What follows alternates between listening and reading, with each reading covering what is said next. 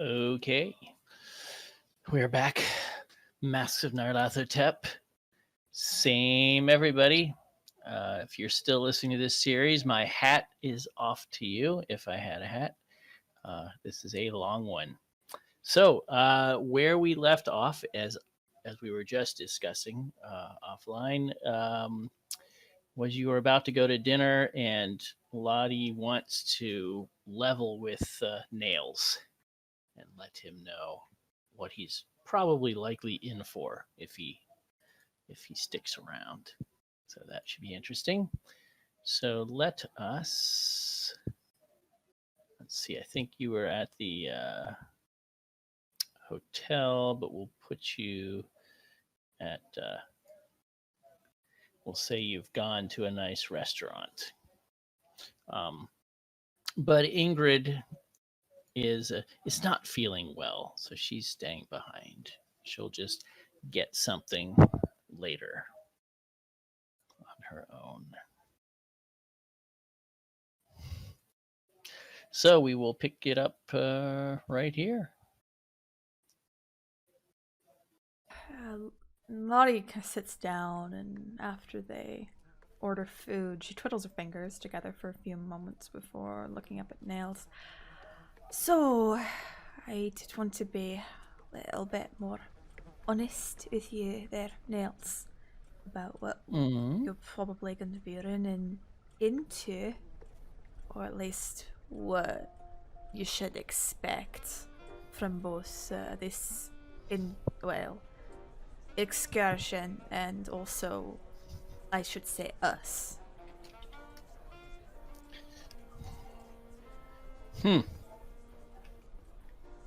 He just looks at you, and I'm listening.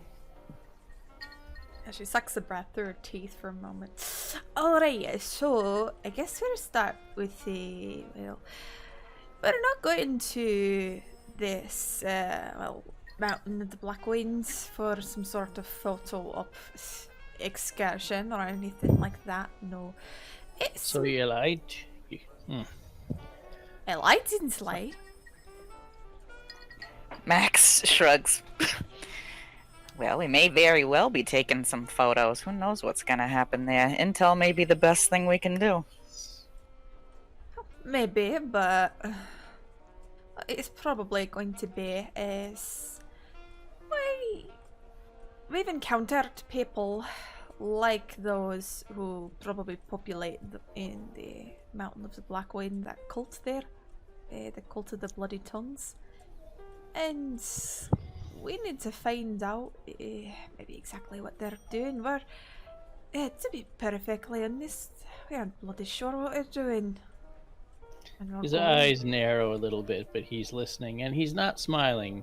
He usually has a bit of a good-natured smile on his face. He is not smiling right now.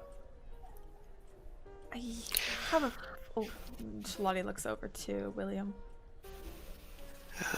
William takes a sip, and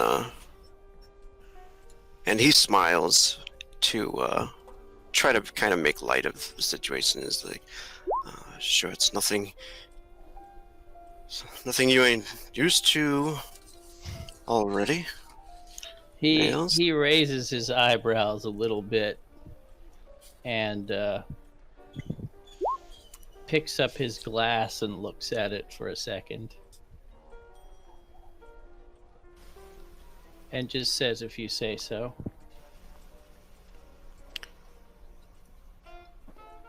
And as you said before, this place is filled with danger. Right, but you don't have to go looking for it. Oh no, unfortunately we do. Well, what were... It's hard to explain exactly, Nils. In quite a few words, I should say. We're basically, I think at some point, at least in my idea, and she looks from one side to William to the other side to Maxine, we're most likely going to be going into the mountain, I'm thinking. Look, we don't want to die. We don't want you to die. We just figured it'd be smart to go with someone who knew his way around weaponry. Just a little extra backup. We can pay you to come, but we can't really control what you do. I mean, things get too hot for you. We can't exactly stop you from leaving, right? He's not saying anything. He's just looking back and forth between the three of you. And then he nods his head. Well, that's interesting. Look, do you really want to know the details? I mean, a lot of times a little knowledge is a dangerous thing. He says when he's learned his lessons in the past, that if you want to survive, you need to know all the details before you dive head first. He says, that's a young man's game. It's not for me. Diving head first into trouble. Well, your friend Jack, did he tell you anything about the folks that he was hiding from? He didn't really know much about them at the time, I don't think. Did he tell you something? Nah, never met the guy. Hope to meet up and talk with him soon, though, because I think we up against the same thing, him and us.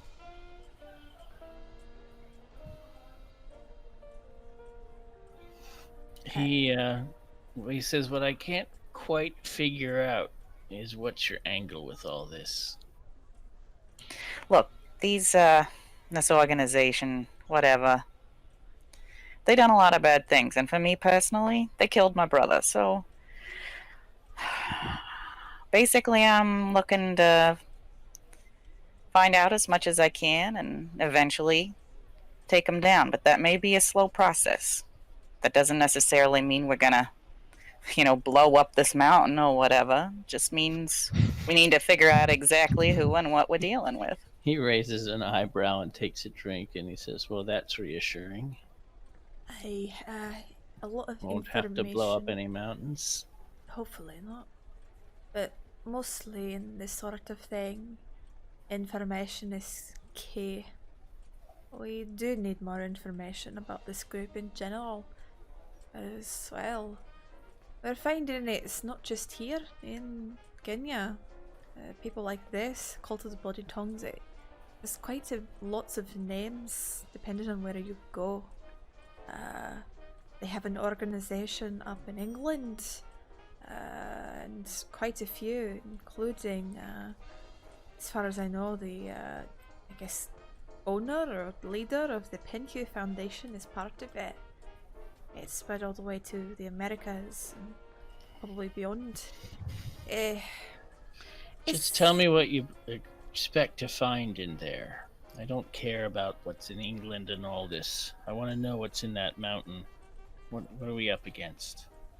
Most likely, and I'll put this as plainly as I can, things your mind can't quite comprehend, and that might drive you insane for a short amount of time. I still can. Insane for a short amount of time. All right. Max kind of smiles and shakes her head. Like, it's stuff that you can't necessarily believe unless you see it. But needless to say, them stories about villages disappearing and stuff, probably the cult's behind it, preying on the innocent and the weak, the unsophisticated people around here. I suspect we'll find something like that. It's likely they got prisoners at the moment. They seem to like having people around to torture. Not usually white folk, just people that nobody in charge around here cares about.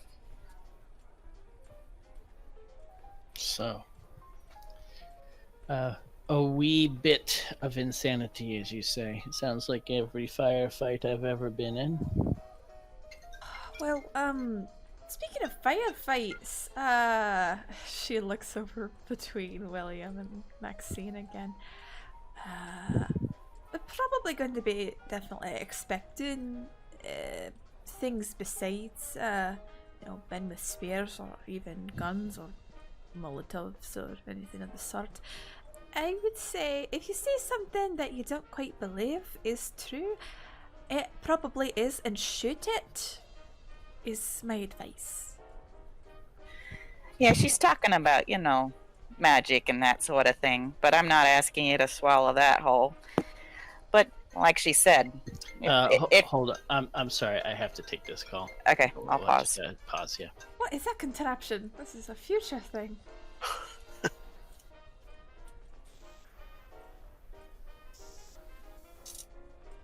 Space age technology. You can communicate with people from so far away with such a small device.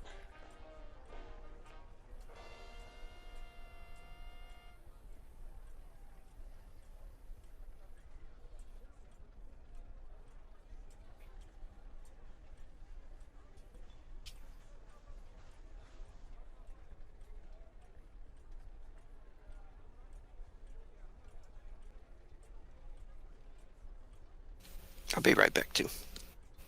Okay.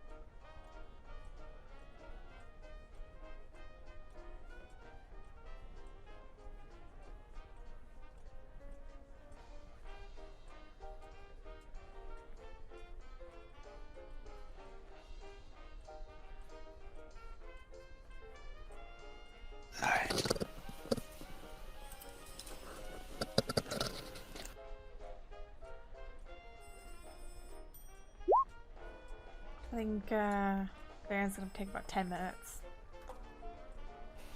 Oh, he needs a little bit longer. Duh.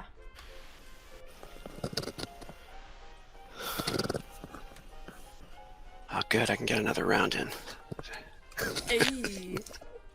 Jogging time. Is this jogging or fitness? Fitness. Hey. I thought it was the same thing.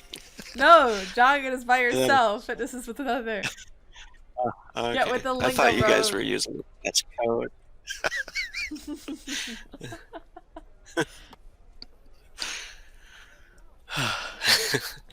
That would be pretty horrible. Oh yeah, get another round in for myself. Hey, Ed. Woo! Yeah, hearing Nails' voice, whew, you just gotta.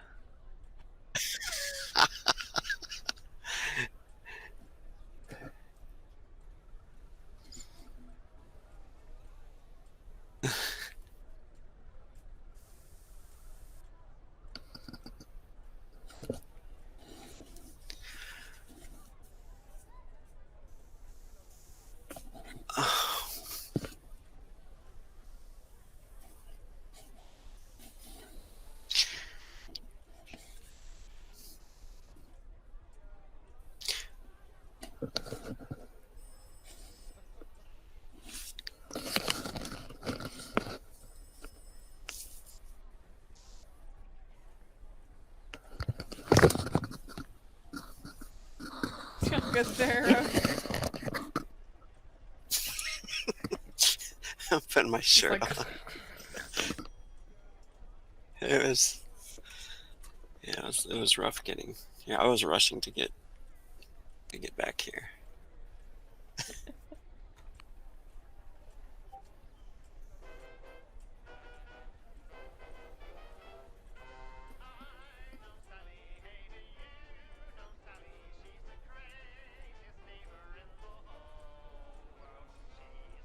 I thought we did tell Nails before.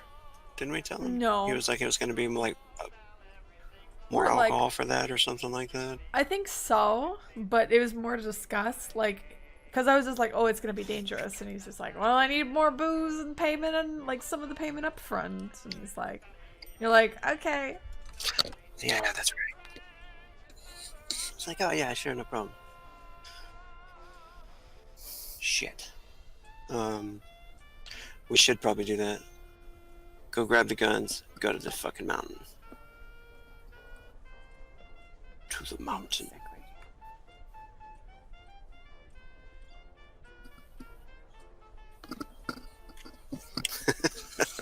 I was writing in the fan group about, like, I had been wanting to, go into a tomb and delve around and explore and stuff, and I was like so excited about, and Egypt and stuff, and I was like, yes, we're going to a tomb finally.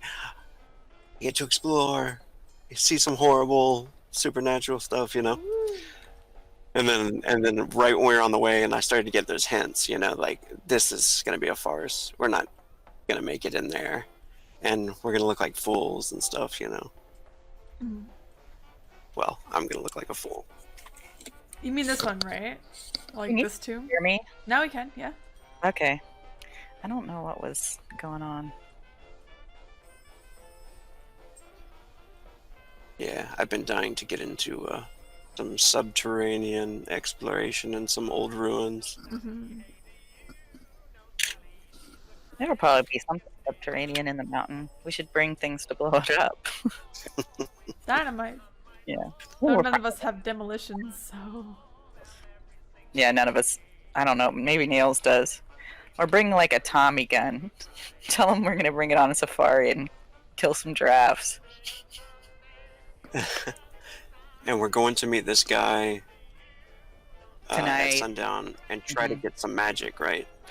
Hopefully. I don't know what he's Something. got, but it sounds like he's somebody who Yeah. knows a lot. Something protective wise, hopefully. And he's gonna point us in the right direction. Yeah. I say if Nails like punks out or whatever, then oh well. But Because if we're getting pointed in the right direction. Grenades. I wonder if we can get grenades, because that's something anybody can use. I mean, you have to throw them, but you don't have to throw them really accurately, just kind of in front. Yeah. I didn't think about it at the time, but in my head, I was kind of like, yeah, Nails, sure, I'll pay you, whatever. Come along with us. Because in my head, I'm thinking, yeah, he's going to die. I'm not going to have to pay him. And I'm like, that's pretty fucking evil. It's practical. Actually, when you're saving the world, this guy's his liver's gonna give out in 6 months. So I started thinking about it. I'm like, would William really do that? Would William have that in his head? I'm back. My apologies. It always seems to happen. I always get calls when I'm doing something else. But we can't forget also that we still have that letter of introduction if we wanted to see the undersecretary here and see if we could actually, if we ran into a point where we needed supplies and we couldn't get our hands on them, we might be able to get it that route.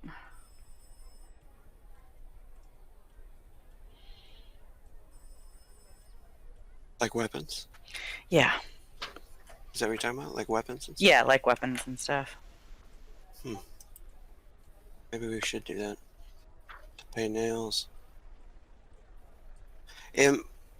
Is William good for supporting some guns and stuff before we go, or should he worry about that? What do you mean? Duran. Yes. Would that be all right? Is William good for buying Nails a gun or something like that, or is that? Yeah, you don't have a ton of money. That's all. You don't have a lot of liquidity. You probably have a little bit of land back in England, but it's not like you've got lots of money that's liquid. It's all tied up. I stole something on the train that we could probably at least trade for an extra weapon, but I think we've got a couple of pistols, a couple of rifles, and a shotgun, and some ammo. Yep. But if we wanted anything big, we might need to come up with bigger money. And that's where that letter might come in handy. Yeah. Okay, we can start recording again. I'll unpause. All right. Well, here we go. Sorry about that little interruption. So, someone was saying something to Nails. I can't remember who said last. I think it might have been me, but I don't remember what it was. Yeah. Well, in any case, so he's listened to your explanation.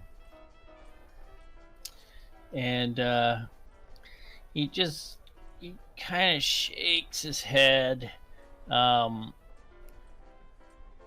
I'll let someone try to do a persuade or a charm. I'll do either a charm or a fast talk. Fast talk isn't going to work in this case. Okay, I'll do a charm. You're not trying to pull one over on him. You're trying to convince him. No, she's kind of trying to, but they're not letting her. Yeah, right. All right. So you can push it, or you can accept that failure. I'm gonna push because if he walks away, I mean he's gonna walk away anyway, right? So maybe I'm gonna. You can, Maxine. You're starting to see. What I'm seeing in this charm roll here is that as you guys are talking, and it isn't just you talking, it's all three of you kind of round robining here with the information, you can see more and more this cloud over his facial features. And you've been in the street game long enough to know when someone's getting cold feet. So you are starting to suspect you may lose him. So I think that's, if you're pushing, I think it's you jumping in with an effort to try to save the day. Batting some eyelashes. You're not gonna leave some ladies in the hand of this helpless English gentleman. And someone like you's used to this kind of danger, I'm sure. But yeah, I am gonna push it. Okay. Oh no, he's gone. Yeah, he just kind of puts up a hand and he says, he says, I'm a soldier for hire and I'm used to dangerous situations. That's what I do. But what you're talking about sounds more and more like a suicide mission to me. You're going and poking a hornet's nest and you don't even know what's in that nest. He says that's that kind of recklessness that gets a fella killed. And I've been in this game too long to get killed by recklessness like that. He says, don't ever let anyone tell you I'm a coward. That's not true. But there's a difference between cowardice and stupidity. And I'm not stupid. He says, if you're determined to go out there, I'll do what I can to hook you up here in Nairobi, but I'm afraid you're going to be on your own on this little safari of yours. And William will take a sip of his drink and say, well, that's a shame, old chap. Be good to have you around. I'd like to still be around. That's my point. I'm just not sure you all will be, eh? But I'm not trying to jinx you. And he lifts a drink and he says, the round's on me. It's your money. You already paid him a little bit up front, right? Least he can do is buy you a round of drinks. Well, honestly, it's perfectly understandable that you don't want to come with us. I don't think there's any hard feelings at this point, Nails. I do appreciate you telling me the truth. That you could have lied, but I think you would have been sorry. I don't take kindly to being lied to. My father would be most displeased if I had not informed you of the dangers. Well, good on your father then.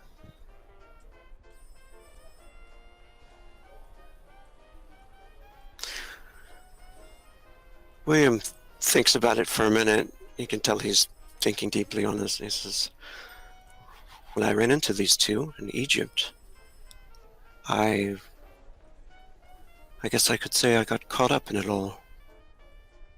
And now I'm a part of the quest. I want to see it through. Just like one of the Knights of the Round Table, eh? Rescuing William two smiles.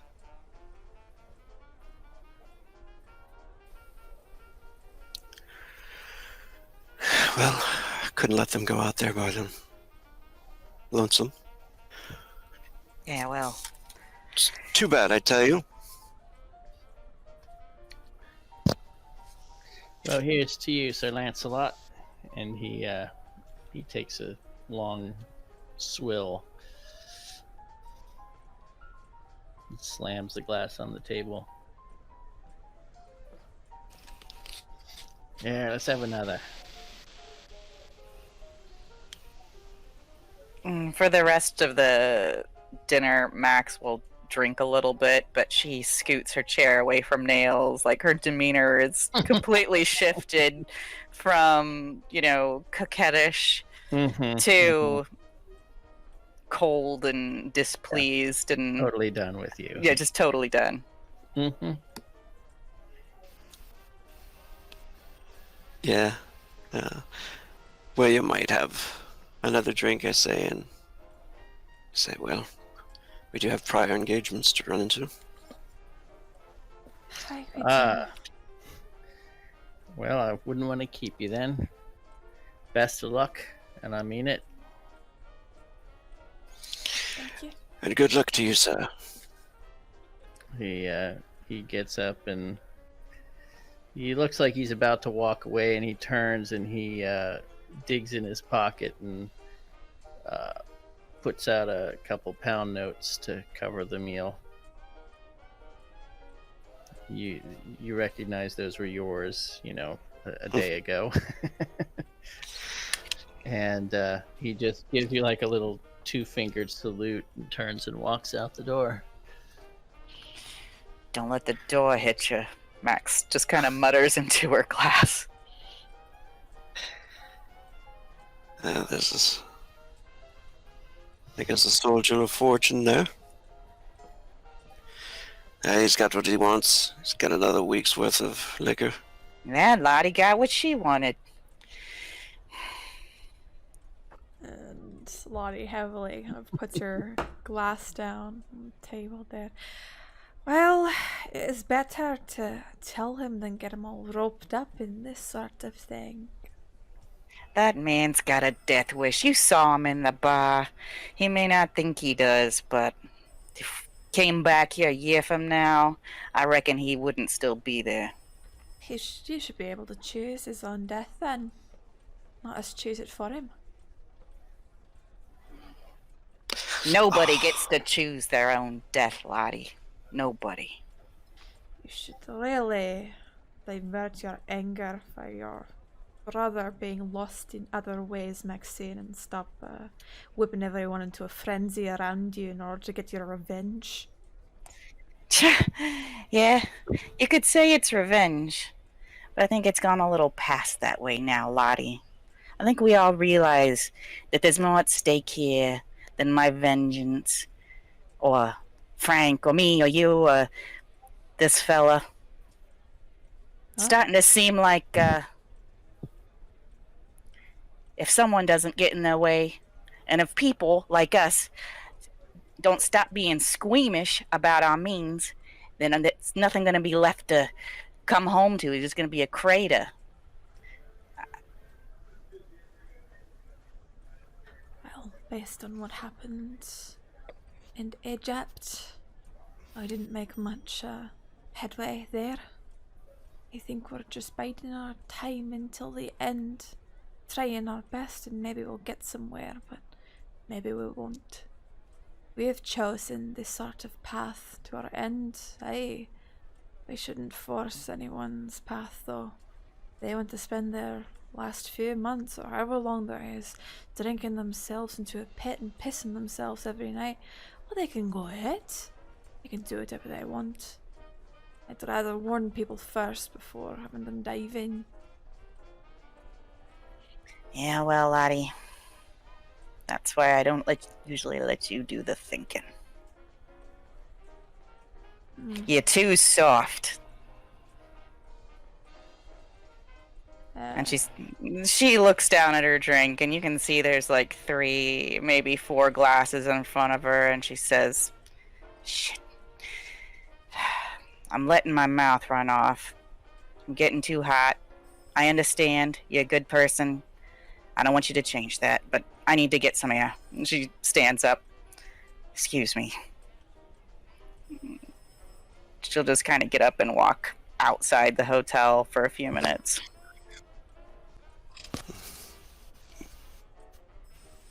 William's staring at the table, thinking deeply about the whole situation, and he turns to Lottie.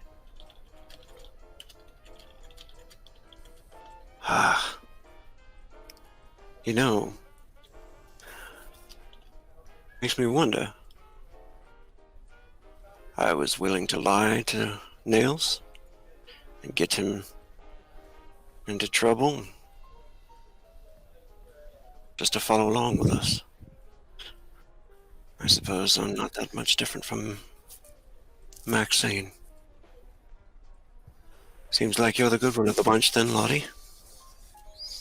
It's not whether I'm good or bad, William. It's whether I'm willing to compromise myself and what I believe in.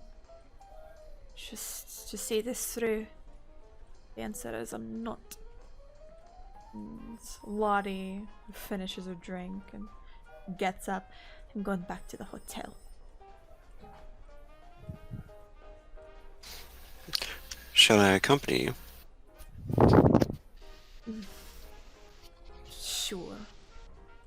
I'd rather not be stupid and walk around outside alone. Not that dumb.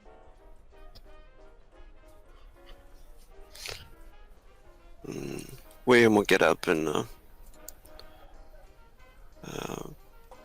push her chair in Okay. and follow her.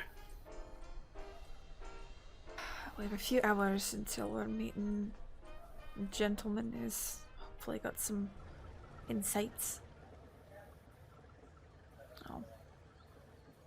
I guess he can walk around or something till then. She looks to William. Do you really think we're going to get out of this? We've been in the hospital twice so far.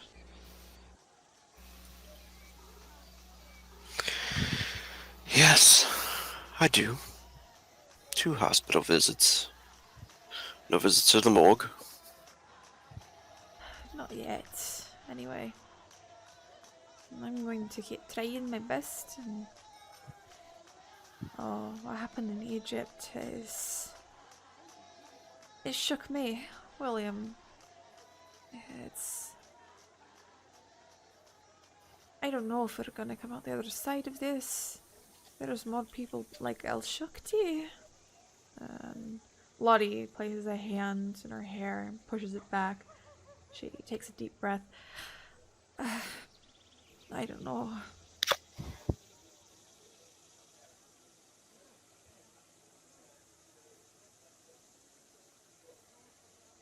You guys see Maxine William standing. offers her. You guys see Maxine smoking Okay. a little farther down. William will smile to Lottie in just a moment. And he'll head over and let her know. Maxine, we're heading back to the hotel. Yeah. She looks up at the sky. Sun's not gone down yet, but we don't have a whole lot of time. I mean, what, half an hour?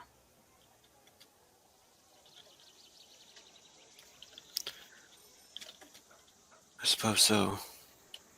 Tell you what, You're right. why don't you... Where is the hotel compared to where we are? Up the main street, back toward the train station. It's about probably a 20-minute walk. And how far is that to the back to the newspaper? About the same in the opposite direction. Yeah, we might be late if we go back to the hotel.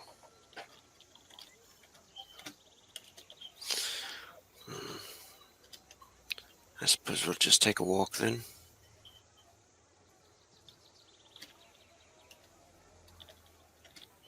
All right. I suppose I'll meet you back at the newspaper.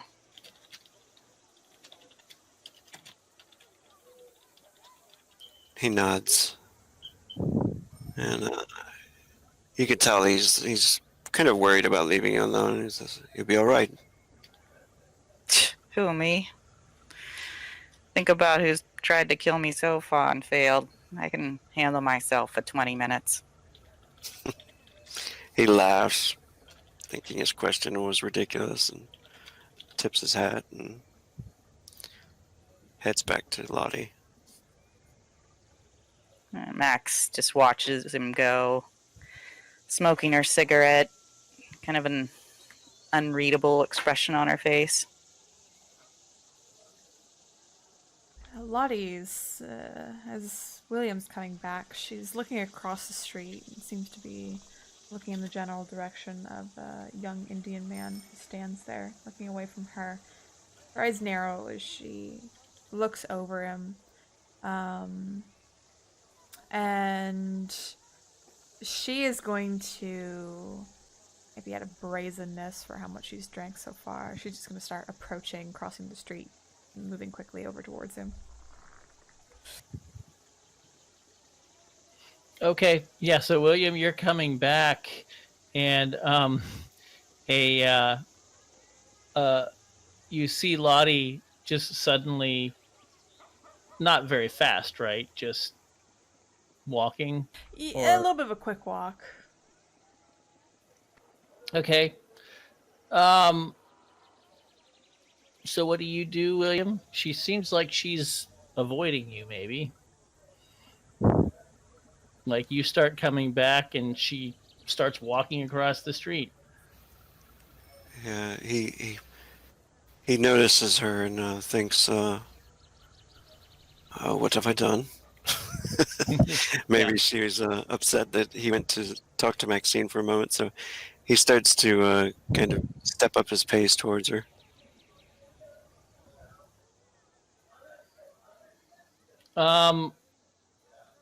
Okay. So, you start walking across, and the young, you see now, William, because you kind of see the direction she's going in. There is a young Indian man across the street, and when Lottie gets about almost halfway across the street, you see him look around nervously and start to run in a westerly direction down the street, like on the sidewalks. You know. Lottie, I think, is going to give chase.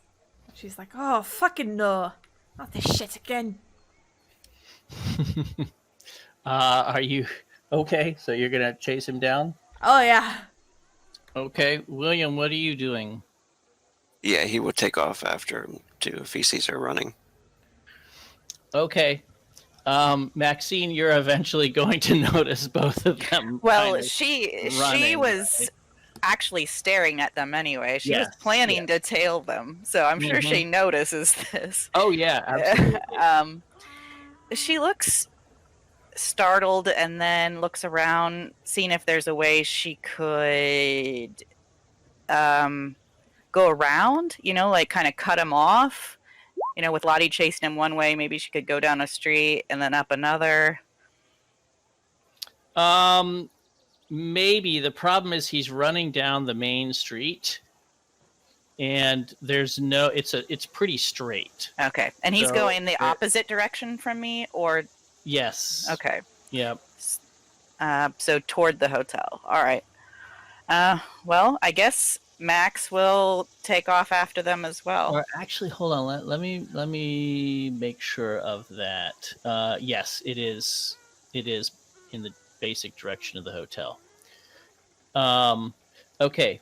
Why don't you guys give me 5 minutes and I'll set up a quick chase. Okay. Cool. Chase scene. Chasing. That Oh, Indiana Jones chase music. in a while. Man, it has been a while.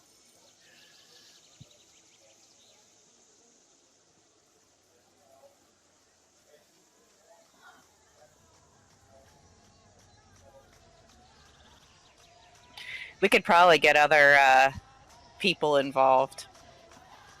Make them stop him, tell him that he stole something.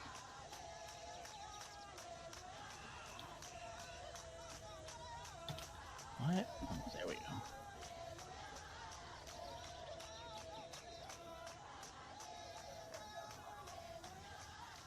Are you guys not hearing me again? No, I hear you. I Okay, hear you. okay. I hear. It's just sometimes with Camtasia running, the sound goes in and out from Discord. occasionally. It's hard for so I have to check occasionally. Sorry. Mm-hmm.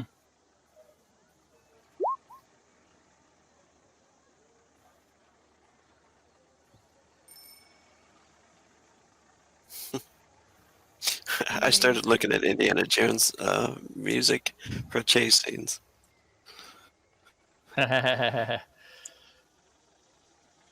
Indy and the Villagers.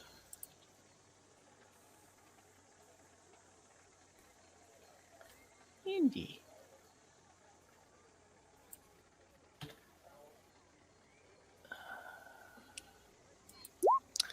Did you guys ever hear that story about that fight scene, the sword and whip duel? That was the big turban-headed guy that he just shoots in the market. Oh, Yes, and yes. He just had diarrhea or something. He wanted to finish this. It was supposed to be like a 3-page sword and and he and just whip pulled duel. out his gun and was like, I would just shoot him. And they were like, we have to keep that. Yep. We have to do that. All right. Almost ready. This will be new.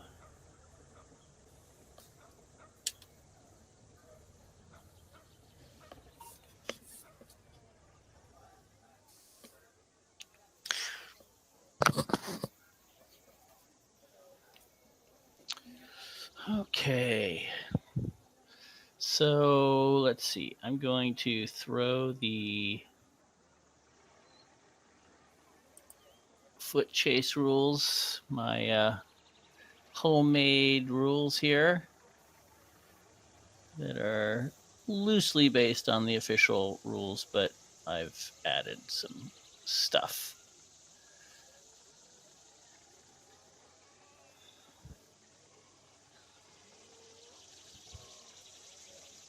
So you should be able to see the page with some stuff on it. Yeah.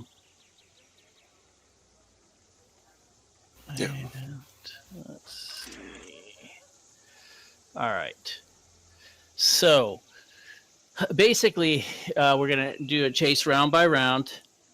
Yeah, Maxine just is one step behind William, so you're all sort of in a line, and actually, you're not that close to him. So really, it's sorry. Should it be like Maxine will come in? Why am I not able to grab anyone? What happened to William? I can't seem to grab William. A slippery one. Huh. All right, let me reload the page. Something's wrong.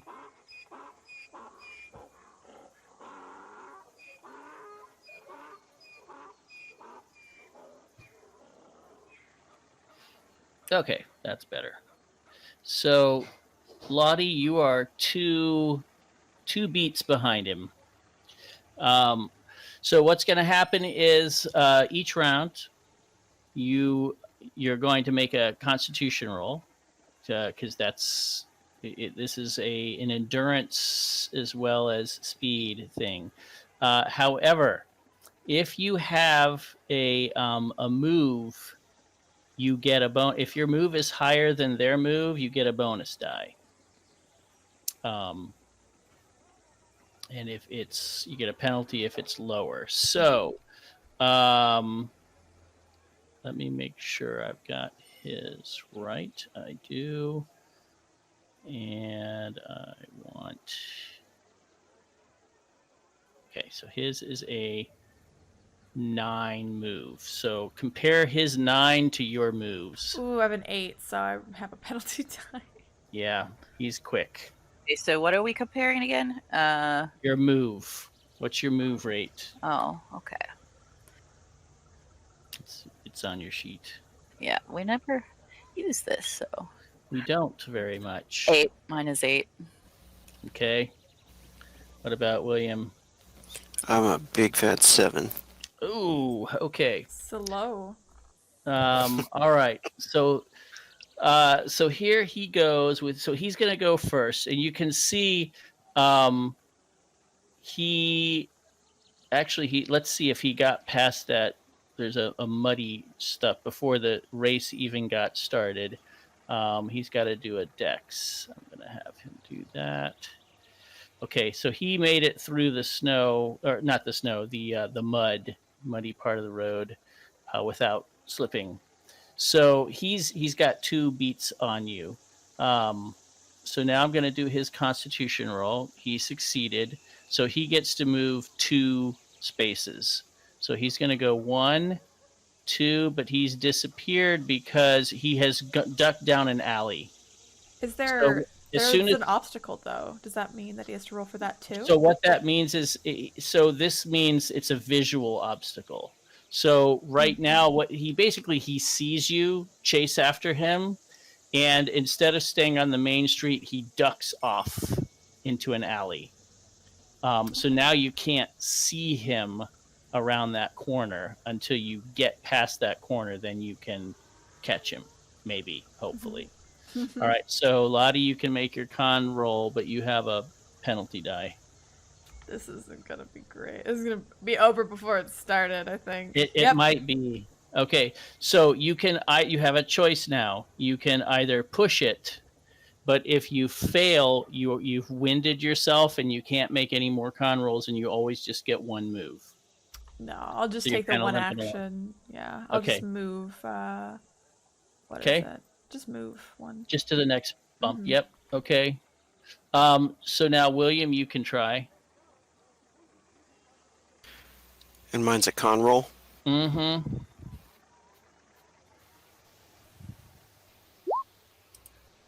All right. You can push it or just go 1.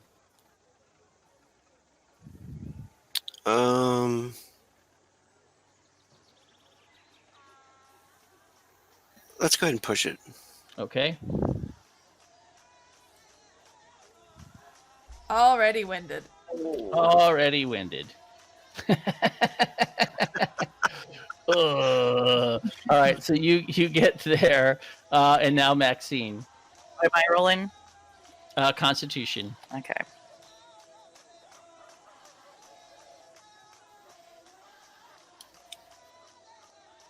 All right, you get to go 2, which means you actually catch up to where William is. And So William's you're like a nose ahead of William. William would be like leaning up against the wall, going, and can't say anything but pointing to where Lottie is. Okay, I've done his. So Lottie, you can go. Okay, we'll try. He's already burst ahead. Like, he's quick. He looks very live, and he looks like he knows what he's doing. Yeah, no, 1 action. I'll try to move ahead, but I have to roll for this mud and snow. You can either right? do for this mud. So you either need to make a dexterity check or a jump with a bonus die, depending on which you think is a better shot. If you're a good jumper, jumping is good. Otherwise, dexterity's safer. I'll do dex, which we succeed. Okay. So you move along to the next. Maxine, you can move 2. All right. Dex. So that means that'll catch you up to Lottie. Do I need to make that dex? Yes, you still have to do that. Yes. Wait, isn't it a penalty die though? Because she's less speed than him. Oh, that's right. Sorry, she does have a penalty die. Yeah. I still made it. Nice. No, it's a penalty die to the con. Oh, a penalty die to the con. Okay. Yeah. So you can push the Constitution or just go 1. I'll just go 1 this time. All right. So you're limping along. So you're there. All right. Oops, I don't mean that. Yes.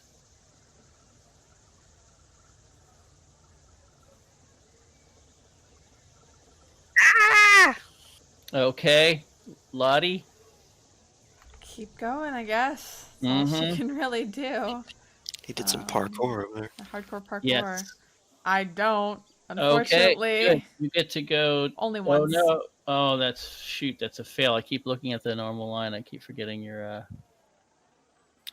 So now that you're past that and down the alley, you can see that there are two ways he could have gone. There's a locked gate, or there's another side alley he could have jumped, or he could have taken down, but you're not sure what's down there. It kind of curves away. All right. Awesome. Maxine. All right, con. So just one, I guess. And then Oh, yeah, you guys aren't doing so did good. I make the dex check for this last time, or Yeah, I'll let you do that for the next. Yep. And if you want, you can sacrifice a move to get a bonus die on any of these. Each move you sacrifice to try to get past one, you can. But yeah, okay, William, you just move one. You're winded. You're just trailing along, but everybody's tired.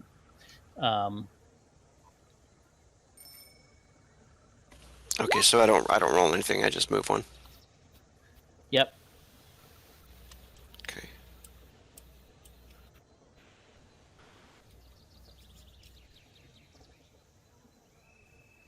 Bum, bum, Okay, bum, bum.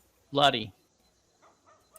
Okay. I think he's getting away. I think so too. We just keep don't rolling. see any sight of him. Yep. Nope. Let's move one. You can push it, but that's No, I'm a 30. yeah. push All it. right, Maxine. No. oh, just one? That's a bad roll. Do I need to roll a dex here? Nope. You can push it, or you can just go one. Okay. And William, you gotta go. And you know what? I'm gonna call it. He got away. There's no way you're catching him now. He's just too quick, and you guys are really slow. So he's just you're all I'm gonna imagine you run.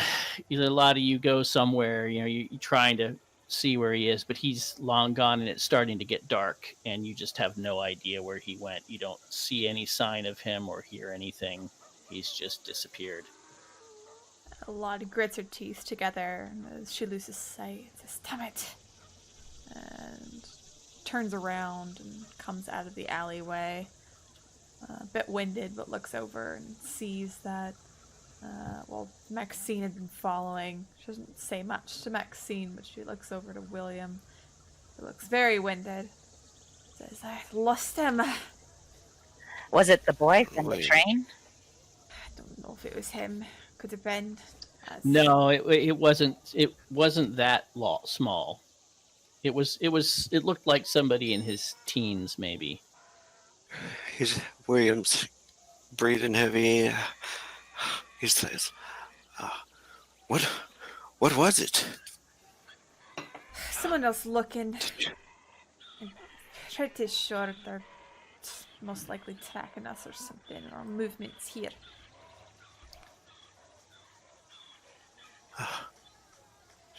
What's he wearing? Yonk. That's what I was trying to say, but I couldn't. Well, look, if he was the one who was sent here to spy on us, and he's dashed off, this is the perfect time to get back to Kenyatta's, when no one's watching us. Let's move then. Be careful. Keep your eyes out for anyone else staring. Max just nods. Let's watch our backs. Make sure no one's following us.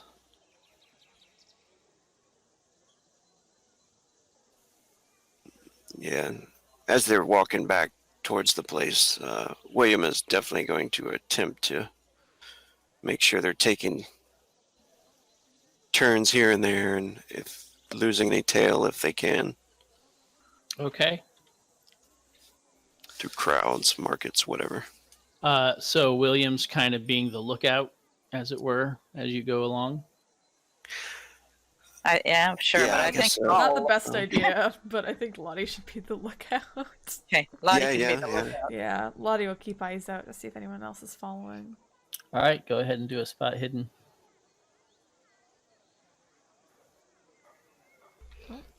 A success.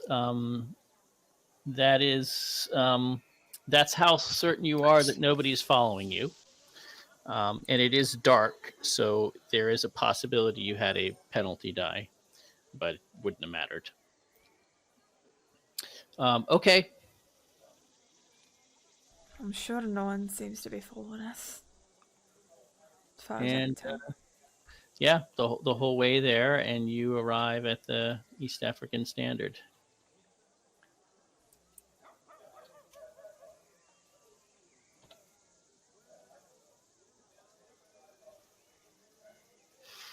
And what do you do when you get there? And William will love. Oh, I can't remember if he said just come to the front door or not. Would William remember that? And he just said come back right Okay. after sundown. Okay, yeah. If the doors, if it says open or if the door is unlocked, William will just open it up. It is. Yeah, you go in and you can each actually when you go in you can hear the printing press running. They're obviously printing tomorrow's paper. And Kenyatta is there, and he says, "Ah, you made it."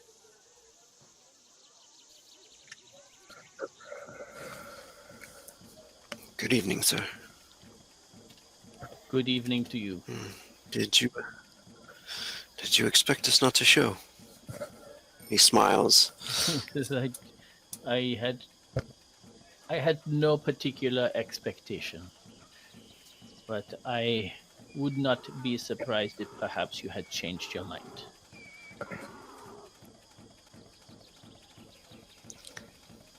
And he nods.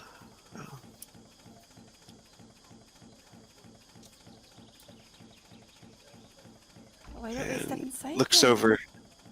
Come. He looks and he says, "It will just be the three of you then."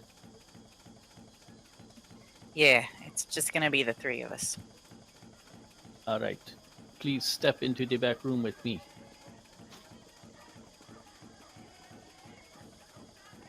And he leads you back to the same room where he spoke to you before. And you see he has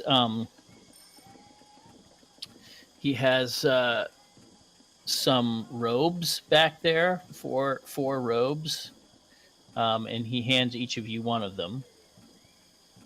And he says, "Put this on. You will be going somewhere where you should not look like a European." Max looks at the robe, shrugs, and starts to pull it on over her head. Yeah, it's a traditional Kenyan robe. It's not some cult robe. William will put it on. He says, "Very, very well. There is a man. You will follow him. He waits for you outside. You will follow him at a distance. Make sure to keep him in sight, but he has instructions not to let you out of his sight. At some point, he will stop and wait and go inside a place with a yellow door. You must follow him there. That door you will go in quickly and without hesitation. There will not be another chance." And he looks at you as if maybe you have a question or anything. Um, And he just puts his hand out to shake your hands. And he says, well, then good luck to each of you. Yeah. Good luck to you, Mr. Kenyatta. Keep up the good work here in Kenya. William nodded.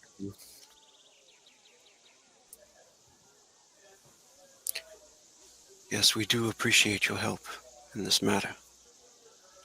I have done very little, but I am hoping that the man you are about to see can help you further.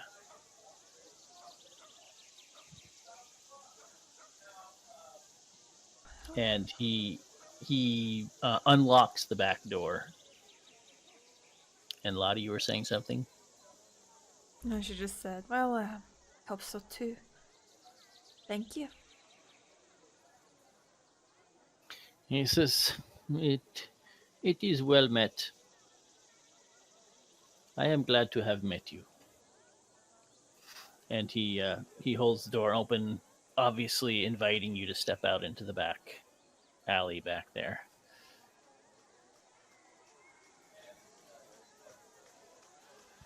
We will head out and follow Mr. John Stone at a distance. Oh no, he's not leading you. He's ushering you out. It does not look like he is going out. Okay, yeah. Max puts the robe up over her head, but looks from left to right suspiciously, suddenly wary and Mhm.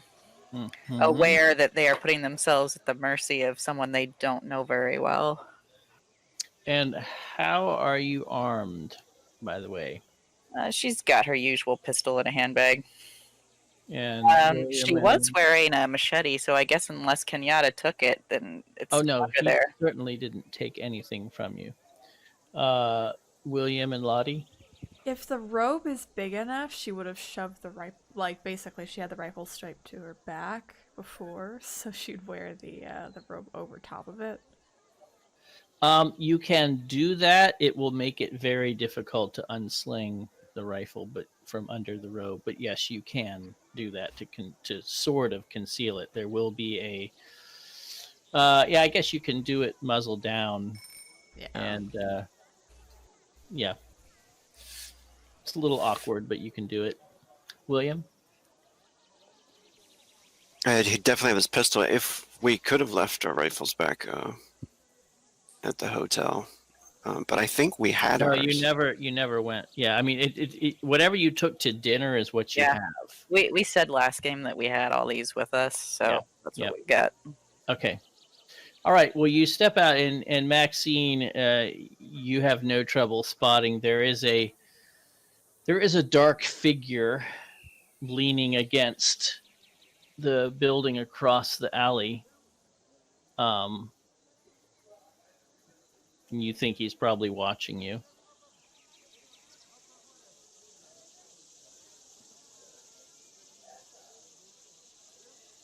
And then Lottie and William come out after you, and Kenyatta closes the door, and you hear it lock. Max just says across the street. And, I mean, he's not very far away. He's only about And that's not our 10 car. yards away. And he starts to walk.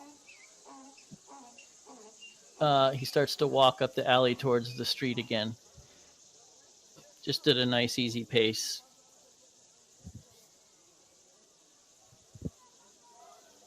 All right. Well, Lottie follows. Oh, that is our keeping in contact. sight.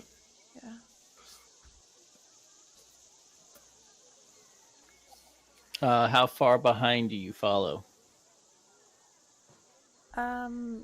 Probably far enough to keep him in sight, but definitely so it's hopefully not suspicious. Suspicious if anybody looks at the two groups of us moving. So it could be 20 yards or so. Yeah. Okay. 15, 20 yards, yeah. All right.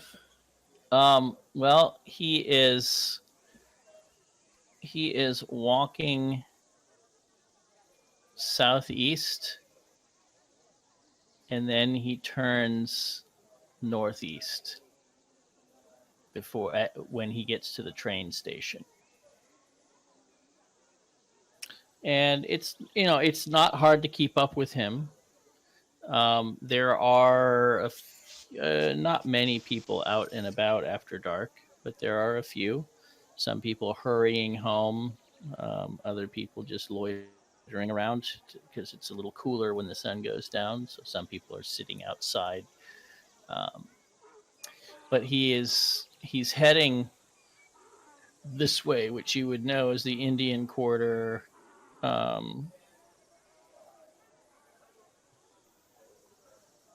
And I assume you keep following him. Mm-hmm.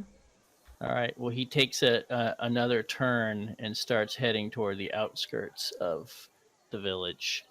And now you can see you are entering what they call Swahili Town, which is like a shack town. It's the houses are, some of them shouldn't even really be called houses. Some of them are like mud and mud and straw. There's a couple of houses that actually look halfway decent, but a lot of them are just made out of stacked crates or tin. It's really extremely poor part of town, and you can see basically everybody here. There are a few people out. There's more people out here than there were in the main streets. They're all Kenyans. They don't, most of them, they don't seem to take much notice of you. You get a couple of looks as you go by, but you're mostly concealed. Try to make sure nobody's following us as well. Okay. Go ahead and try a spot hidden.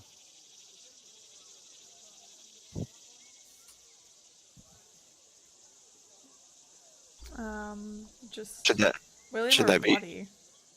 William's checking, so go ahead. Either one of you can do it. It's up to you guys. yeah, go ahead, Lenny. Perfect. Nice. Okay. It doesn't appear that anybody's following you, but again, it is dark, and this is a great time to follow people, unless they're trying to be lost, right? Which you're not. You're just following along with this guy. So, you're keenly aware that it would be pretty easy for someone to follow you without being spotted right now. Everybody looks the same. Mm-hmm. On the other hand, if they're going to run into the same problem when we got robes and it's dark, so hopefully. Okay, so you head along, and you're in the place for about, I'd say, 10 minutes, and the guy stops for a moment and like scratches his head and then turns to a door and goes inside. Lottie briefly glanced at the other two. Looks like we've gone in there. Right, just keep moving, not stop. All right. You Yeah. sure you didn't see anybody following us? No, I'm pretty sure. Yeah, well, too late now. Max goes on in. Who is the first in, Max? It sounds like. Unless someone butts in front of her. She's... Okay, and after Max. Lottie will go next. Yeah. Okay, that leaves William taking up the rear. You walk in, Maxine, and it's dark in here, but there's a little bit of moonlight coming in. And you see that there's a big, long shape in the middle of this shack, and it's not a very big shack. And you see the guy that you followed in fumbling with something over the top of it, and he's pulling back a cover, and then you see metal, and realize that he's pulling the cover off of a car. It's like a roofless roadster kind of car. Max kind of pauses for a second, just really surprised, and then continues forward, looking at the car, seeing if she recognizes its make.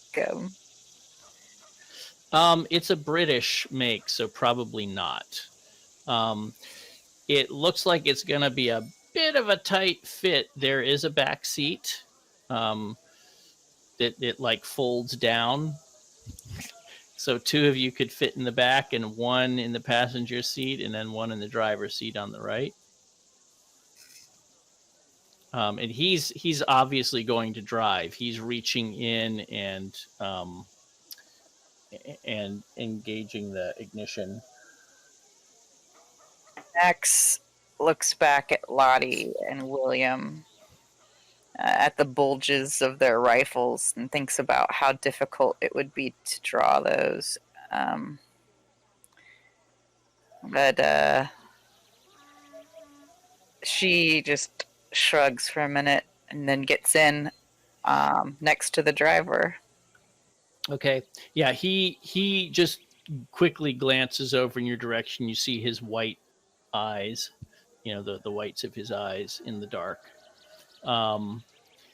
And it's just a quick glance in your direction, and then he goes to the front of the car and starts cranking.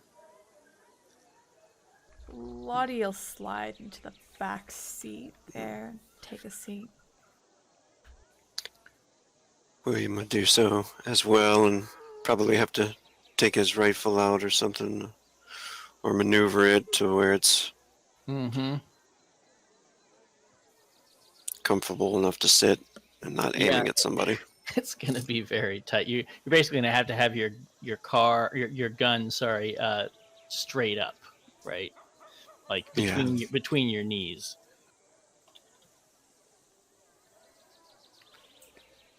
Okay, so he's getting the car started. You're all getting in, and then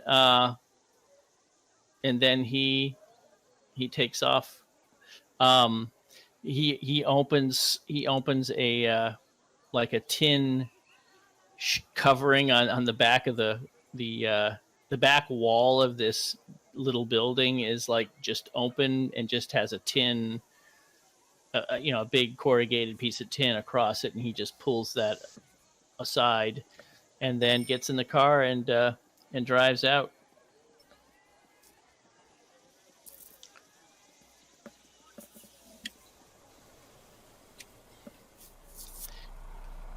Here we go. Max kind of sneaks glances at the driver, wondering if he's got anything about him that stands out. Any, like the cult wears the upside down ankh. She's thinking, I wonder if these people have something like that. Anyway, she's just wondering if there's anything that stands out about this guy. Well, that sounds like a spot hidden to me.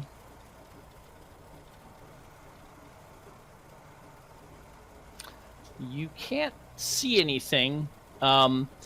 It does appear, because the moon is about a little more than 3/4 full.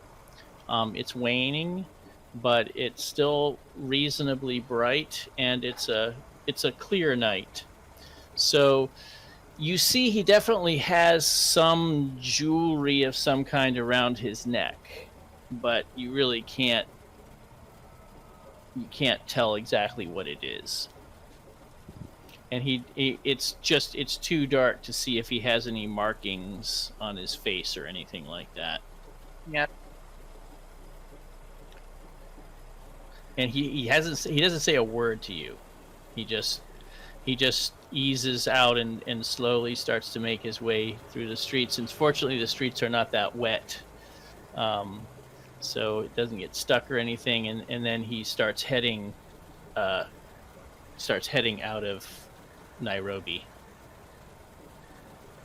This gonna be a long drive, Max says to him. He just turns and looks at you and makes no expression. You see no white teeth or anything. He just looks and then looks back to the road. I see.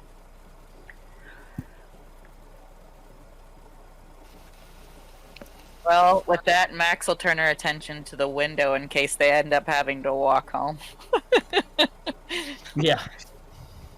And he's not driving very fast, but you're still getting a cool breeze in your hair as he's driving because it's an open top. So, what about William and Lottie in the back there? It's a little bumpy in the back seat and very cramped for two people. Although Lottie is small enough that it's not as cramped as it could be, unless she's purposely making it more cramped. Wink, wink. Yeah, spreading her legs so it's, really uncomfortable for William. Taking up all the room. No. Stretching out. Yeah. Start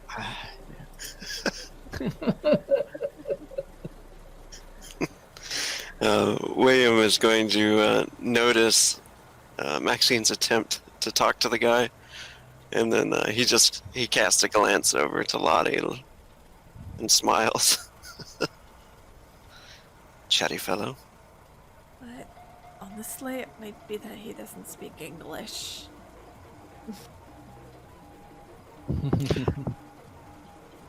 Ah, yes, of course. As they move, she actually glances behind them, trying to keep eyes out to see if anybody's following. Okay, I'll let you check again. Spot hidden. Oh. Ooh. That's okay, so if somebody with headlights is trying to follow you, there's no way somebody is you feel quite certain nobody is following you in a car with headlights on. You are a hard success certain nobody is following you without a light. And you also get the sense it'd be pretty hard to follow somebody without a light to see where you're going because the road is bumpy, and it's not well marked. This is not a well-traveled road he's on. This is more like a trail, more or less. Yeah, she looks over to William, more whispering than anything. I can't see anyone who's following us. I think we're okay. Of course, it's also hard to turn around all the way without. It's also killing your leaning. neck. It's like she kind of leans into William in order to Yeah. look back. Yeah, William, you can smell her hair. As she leans in, looking behind.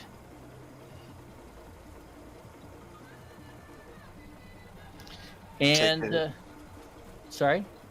He'll kind of lean on her, and well, I feel safe already, and kind of take that moment to snuggle up to her. She looks up to William. Getting cute in the car ride, I see. Is there a rear view mirror?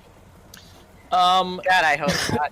Yeah, yes, but you can't really see the way it's angled. It's for the driver. So unless you're turning around, and they're talking low enough. I mean, it's hard to hear them over the engine and the rumbling anyway. So you might vaguely hear the sound of a conversation going on back there, but you can't really hear what they're saying. All right. Yeah, you're not really sure what they're talking about. So he drives. How long before you do something other than sit there? let's imagine he drives, a while.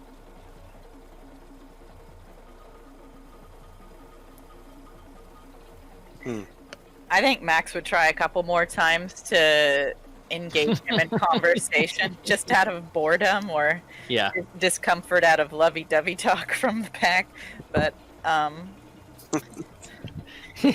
This time he doesn't even look at you. she'll try to see if he speaks English by starting to say words that she thinks would be like shocking if you did, like vagina and boobs and That doesn't seem to have any reaction. It doesn't evoke a reaction from him.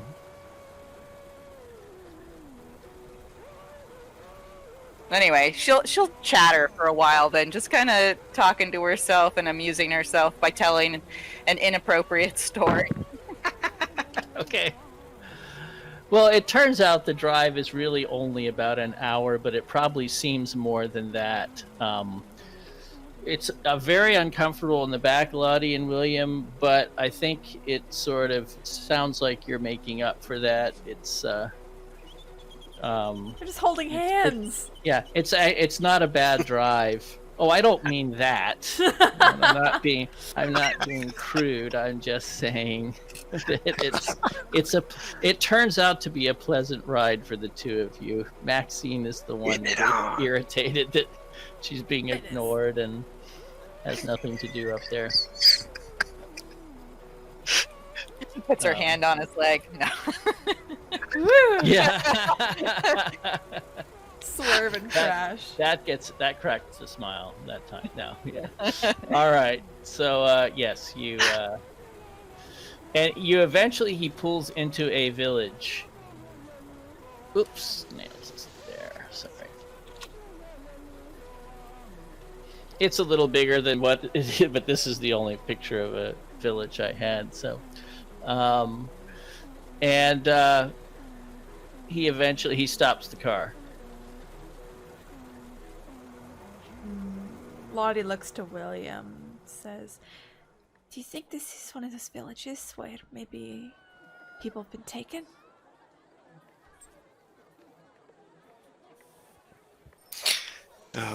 William hadn't seemed worried at all for some reason, until she mentions that, and you can tell he's thinking about it now. He's like, "We best be careful about this. Make sure his pistol is easily accessible underneath that garb there." Yep. Okay. He gets out. And he turns to you, Maxine, and he just points his finger at you, and points it at you twice. And then he turns and walks towards the huts. She looks to the others and then says, "I guess we should follow him." And she'll hurry after him. No, when he hears the car door open, he turns around and he puts up his hand like, "Stop." Always saying stay put. Oh, stay here. And she just kind of points to the seat in the car. And he just turns and continues to walk then. And she kind of just stands near the car with the door open, watching him where he goes. Okay. Yeah, so he goes, and you can see a curtain pushed aside in one of the shacks, and a young Kenyan man is briefly silhouetted in the doorway as he comes out, and he sees and the two of them meet in front of the shack, and you can see and vaguely hear them talking in Kenyan dialect.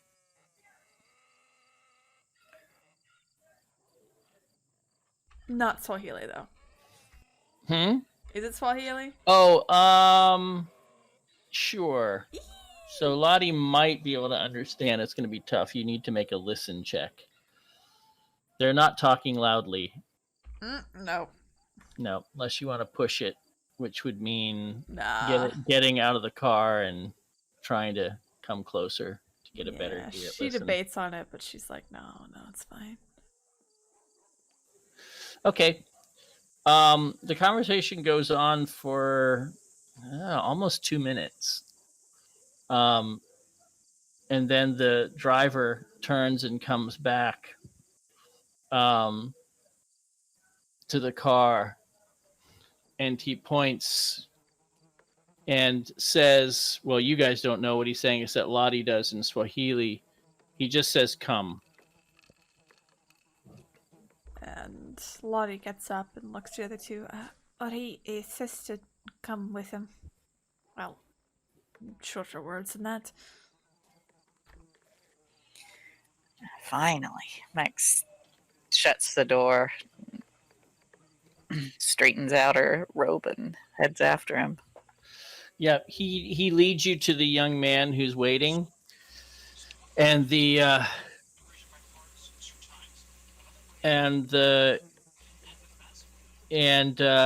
just kind of waves at the young man and then turns and walks back past you toward the car.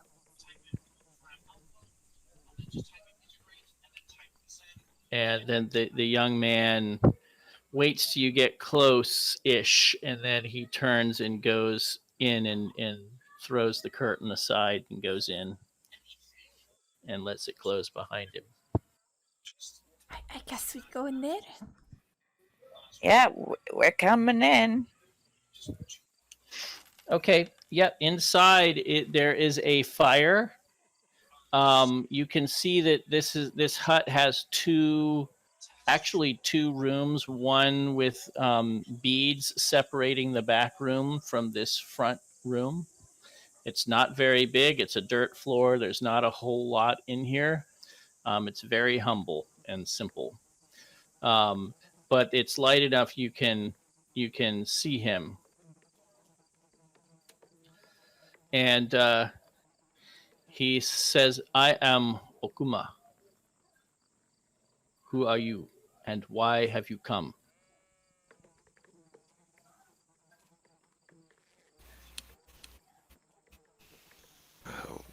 William looks to the others for a second, and then he steps forward and says, Dr. William Stevens, at your service. We've come looking for information.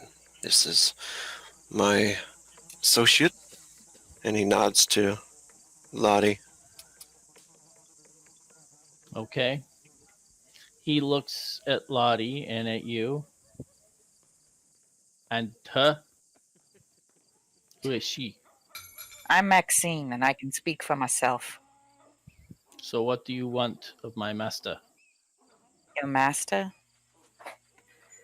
I don't know who your master is, but we were told that we might be able to find someone with wisdom we lack. I am sure you are lacking in wisdom. It's been said before. And she just kind of smiles. She says, the mountain of the black wind. There. You can see that gets an immediate reaction when you say that. He almost winces. Them folks, And he interrupts you and says, do not mention that cursed name here. All right. Well, you know what we're talking about, though. Them folks, they done harm to folks we love, and the more we learn, the more we realize they hurt a lot of people around the world, and we're gonna do what we can to stop them or get in the way anyway, but we don't know enough. If you are seeking the dark mountain, then you certainly are lacking in wisdom. There is nothing good for any wholesome person there. I don't need my master to tell you that. It's true, but till something's done about them, people are gonna keep disappearing, aren't they? It is the way of things. It has been for a long time. Yeah, well, maybe it's time to stop. Turning your back on a problem don't make it go away.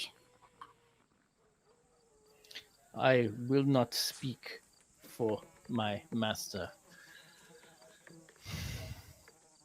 Tell me what you seek. Why do you wish to go to this place of curses?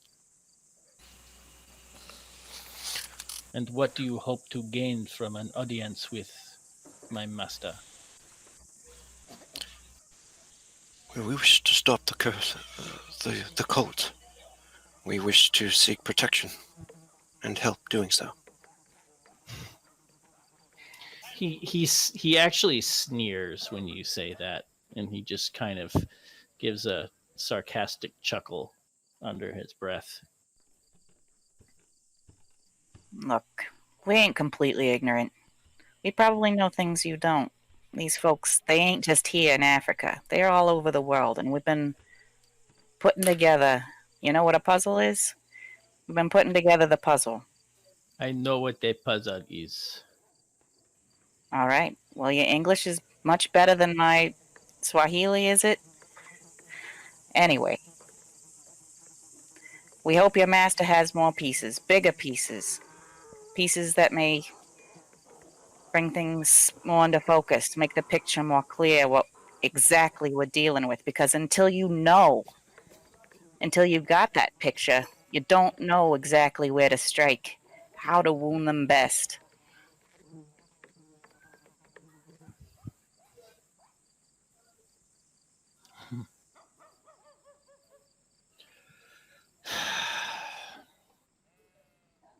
He looks the three of you over, and you can see it's like he's making a decision.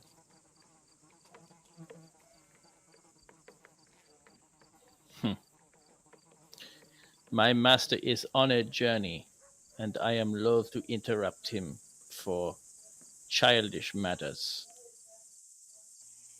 You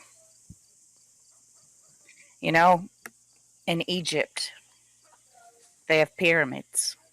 I know they have some in South America too, but I ain't been there. But in Egypt, where we came from before we came here, we followed some of them to a place, a dark place underneath the pyramids. That's where we found Lottie, tied up, waiting to be sacrificed. We saw beasts there with the heads of animals and the bodies of men. We saw a great pit of fire. We saw a long dead queen that they hoped to resurrect. And we threw that queen into a fire, and she burned. These people can be touched. Some of those animal-headed people, we killed them. They ain't invincible.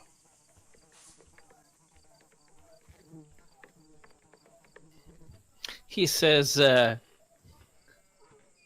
I supposed to be impressed by that story? You're supposed to realize that this ain't some childish venture, that it's not a lark. We've seen what they can do, or at least some of it. We know the kind of stakes that are... And we're still willing to do it. And I don't think that can be said of many people. We may not be the heroes that this world wants, but we maybe are the ones it deserves. He says, you have a very impatient air about you. Can you be patient? I wonder. She thinks for a minute. I admit it's not my strong suit, but I realize that this may be a long road. The road for you tonight will be a long and quiet one. Can I- you endure silence? Some people have very much trouble with this. Oh, sure. I'm a woman. I got plenty of practice with it. Trust me. Sounds like he just wants to talk to you, William. She kind of sits back, sulking, assuming it's like a shut up woman sort of a comment. He says, very well, I will let you see my master, but there is a condition. You must wait until he returns. You cannot interrupt him. You cannot speak to him. You must just sit quietly and without disturbing him. Do you understand this condition? He will come when he comes, and until then, you will remain quiet. I think we can do that, right? Lottie looks to William and Maxine. Yeah, I don't understand how we can disturb him if he's not here. He just frowns, like he makes this almost disgusted face of like it's clearly suggesting you're just plain ignorant. Yeah, I know what he means, but Max doesn't. Yeah. So he looks like almost irritated to have to do this, but he turns and his back is just a little hunched, like he's sulking a bit too, and he pulls the beads aside and quietly enters the back chamber.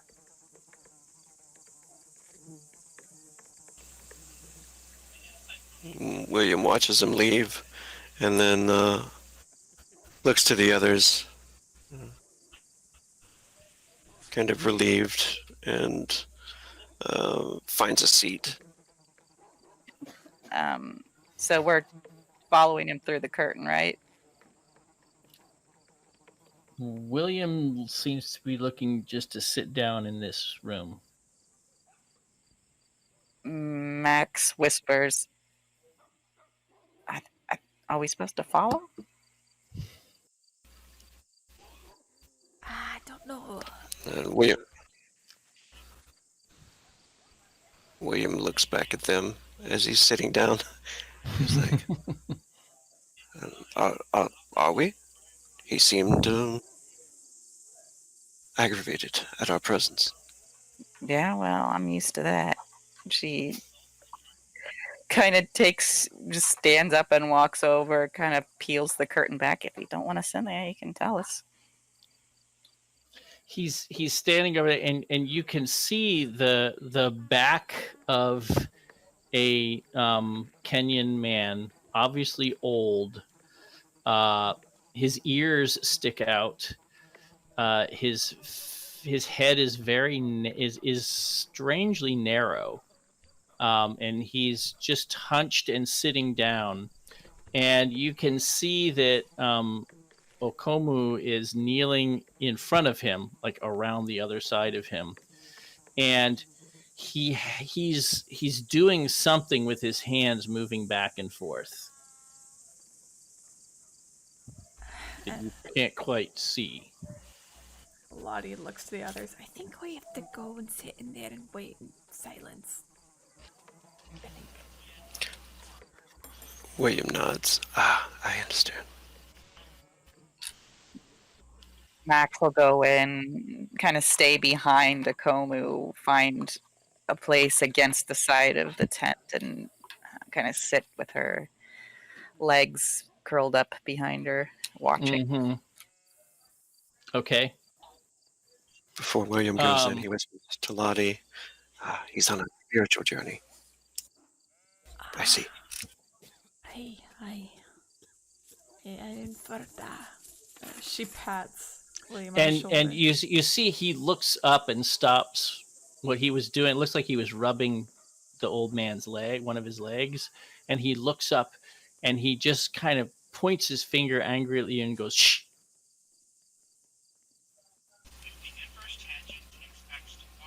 Lottie just sits down William quietly nods. after that. And he finishes rubbing the old guy's leg and then folds it back into he's in like a what do you call it, with the two legs crossed, and then he uncrosses the other leg and stretches it out and rubs that for a little bit, giving you all have time to kind of sit down, and you can see his face. His eyes are closed, and he finishes rubbing the leg and then carefully levers it back into the cross leg position, and he he stands up and just gives you like one cautionary warning glance, and then goes back out through the beaded curtain, and leaves you there with the old guy. William will kneel before the man and kind of attempt to meditate, I guess, and he'll try to be very quiet. Okay. You can make a power check for your willpower.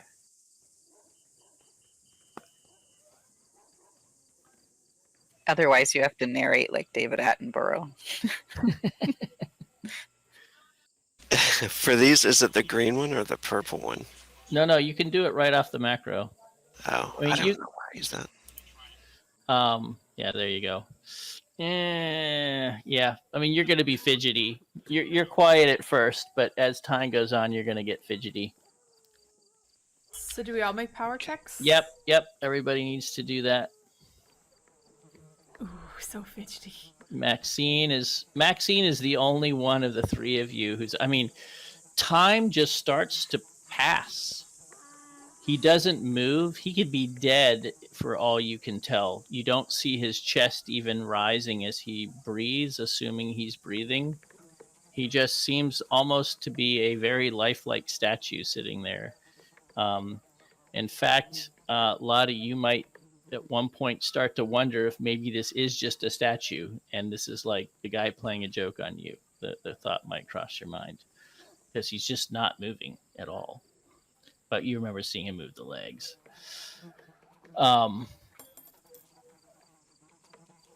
So you sit and sit. Lottie, William, what do you do? Maxine, you're cold as a cucumber, unless you're. Oh, she feels like she's got something to prove now. Yeah, I see that. That makes total sense. It's like, yes, of course I can. Lottie, William, the first hour goes by, and what have you done in that hour? You're getting fidgety. Lottie's just been very, very quietly kind of tapping her fingers on her thighs. She sits cross-legged, maybe occasionally shifting her seating, and looking around at the tent itself, staring at different things, and in her mind coming up with stories where they're from, but just in general, just trying to stave off boredom by getting in her own mind and getting lost there.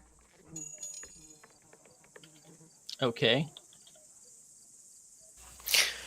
I think William is sitting there quietly for a while. You know, he's doing fine, and then his mind starts to roam, and as he's sitting there in the silence, he starts to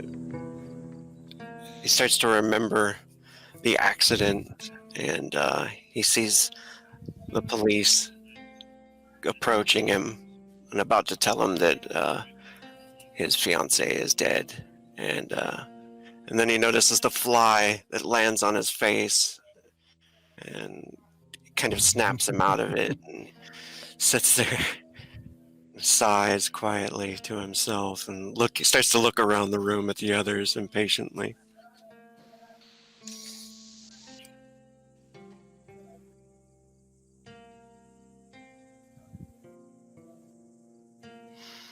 Another hour passes. Lottie and William, I need you to make another power check.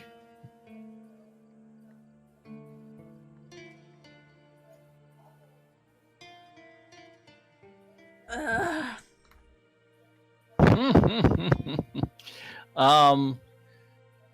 At least one of you is starting to fall asleep. It is dark. And Lottie, there's William's shoulder right there to sleep on.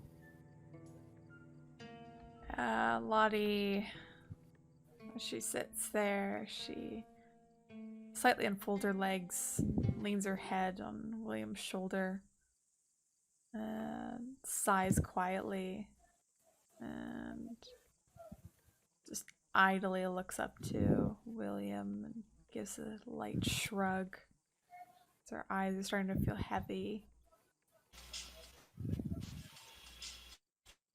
Okay. Yeah, William, you notice her starting to nod off.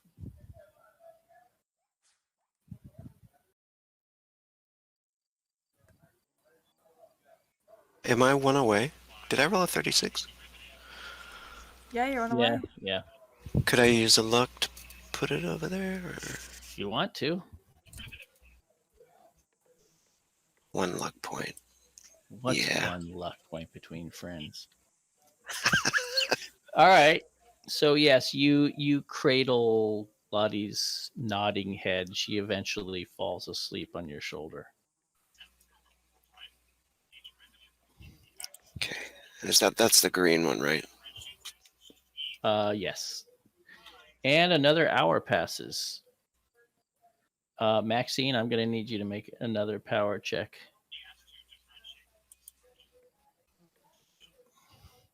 Oh, yeah. You're not going anywhere. He hasn't moved an inch. But you're sitting, William is he seems to be enjoying Lottie's head on his shoulder, even if it's starting to cramp his arm a little bit. But you notice that Okomu peeks in very subtly through the beaded curtain a couple of times just to check. He's being very subtle about it, but you see his eyes peeking through the beads. Yeah, she meets his gaze kind of stoically and nods and then turns away. You can almost see the frown, even though you can't really see his face. You just see his eyes, but the eyes suggest a frown, and then he pulls back. Yeah, the corner of her mouth quirks up just a little bit. All right, another hour goes by. William, I'm going to need you to make a power check and a strength check. Can Max just nudge him with a foot if she sees him? Yeah. Drowsing. Mm-hmm. Ooh. Oh, that's a fumble. You can push it, or you're gonna fall asleep, even despite her nudgings. Man, I got a 35. Okay, if I... Yeah, I guess I have to. Okay. Well, so Maxine's helping you stay awake, so I'm going to give you that bonus die, and we'll say, you kind of come back around. So you're sitting. Time is passing. You are all kind of getting a little delirious. Even Maxine, like this. I would say, now you correct me if I'm misreading Maxine here, but even proving this point, like 4 hours in, might start. Oh no, 4 hours. What's keeping her awake now is the fact that she drank so much and she hasn't peed in so long. Oh God. So she's just like sitting there in utter misery. Yes. Wow. Okay. Well, Maxine, you think you can't take it anymore, and the old man's eyes finally flutter. And make a power check, Maxine. The overwhelming relief might be too much. Yeah. Oh, thank God.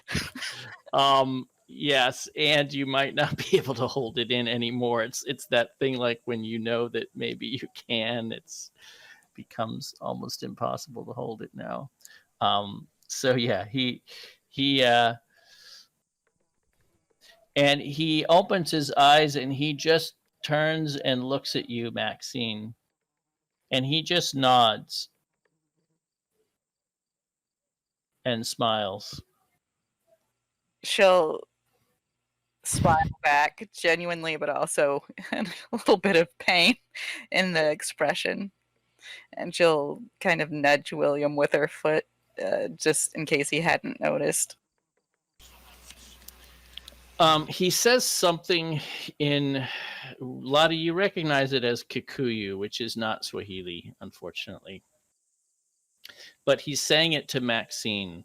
I will let you do a Swahili check, Lottie, to see if you can at least sort of divine his intention. There may be enough similarity. We'll see. No, not Nah. sure. Mm-mm. And he turns to William. So, well, sorry, Lottie, you're asleep. My bad. Yeah, she's Anyway, you wouldn't sleeping. know anyway. William, I'd say you're very slow to realize he's awake. You really are sort of in a daze. Yeah,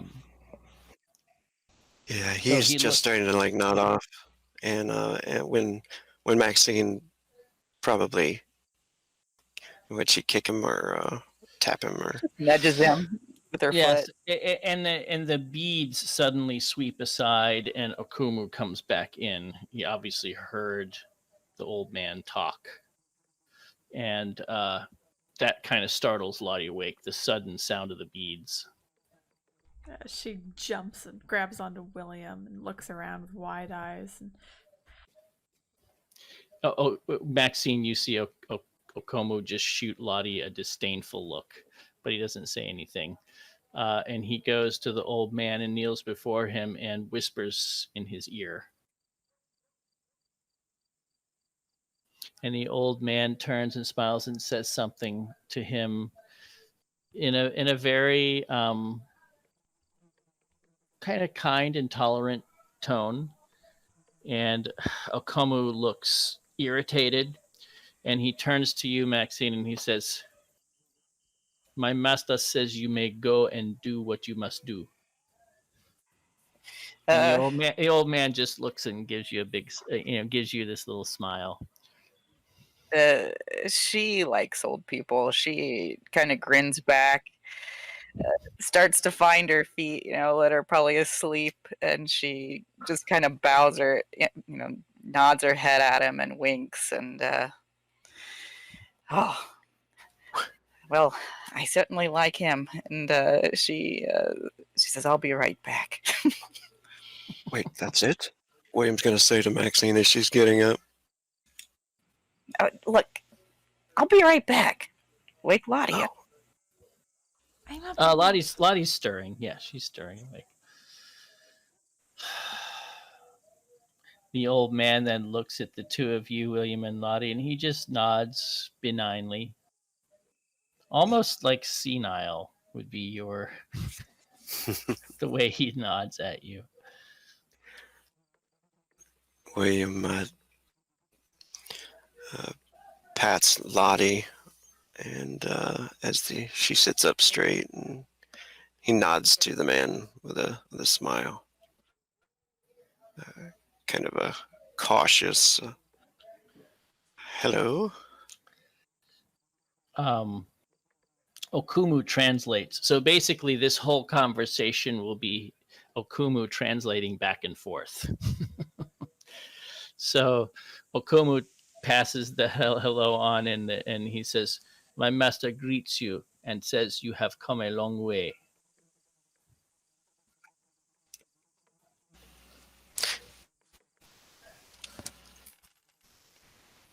Yes, we have.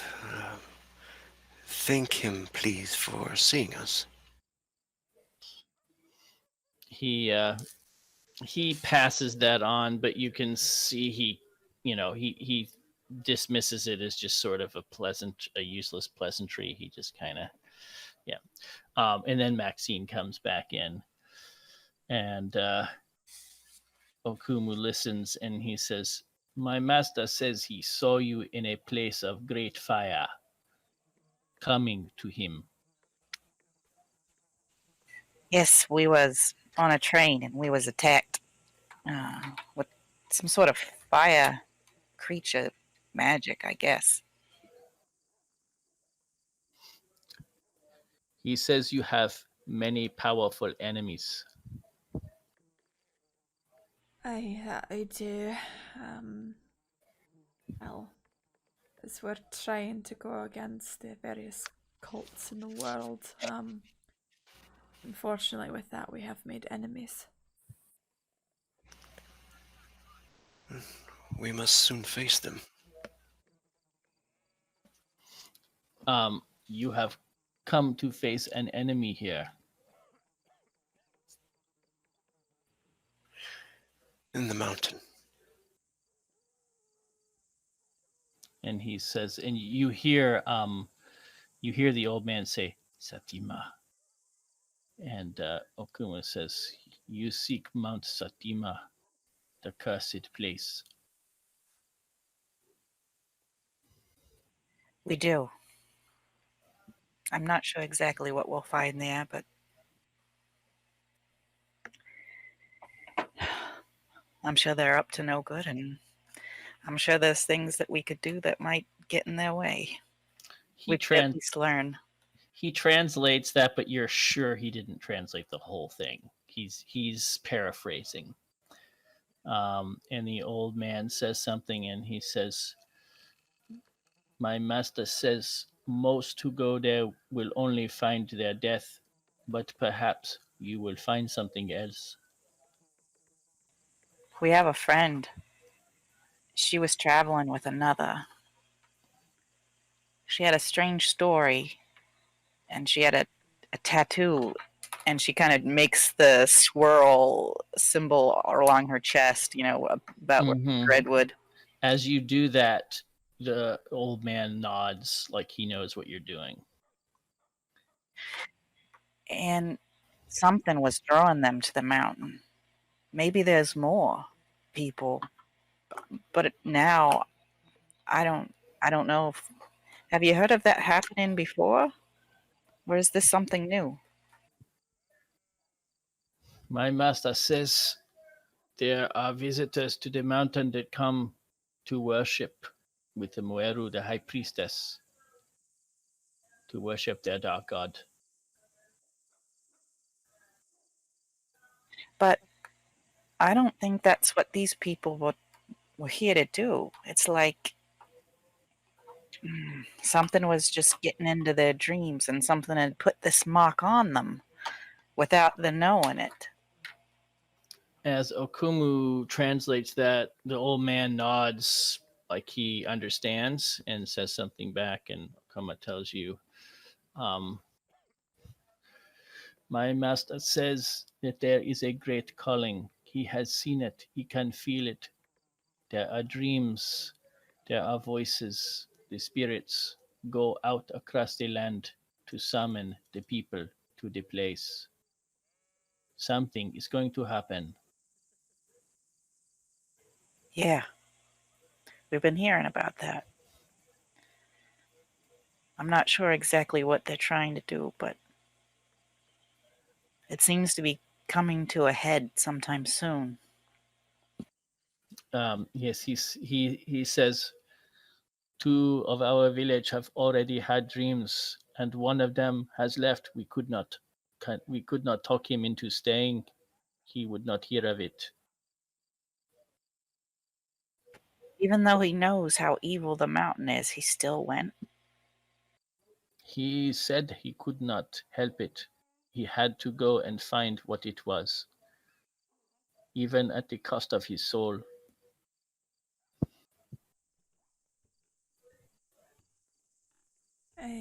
dreams seem to be a powerful device.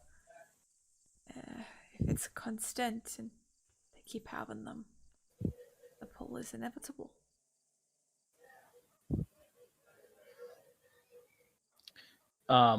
He says, the dark god calls to his faithful, and even to those who do not know they are his faithful.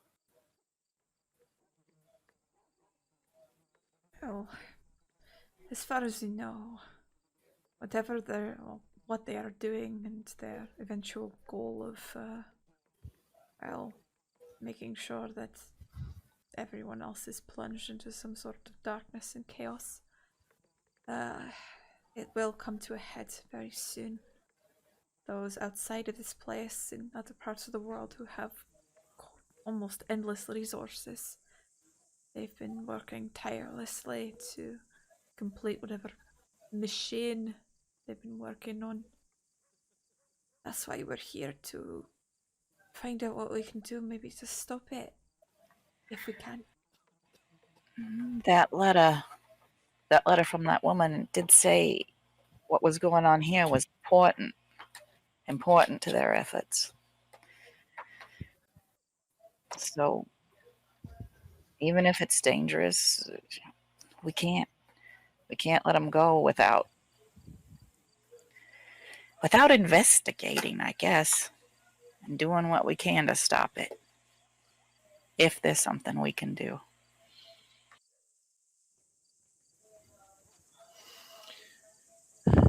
My master wishes to know what you are willing to do, how far you will go.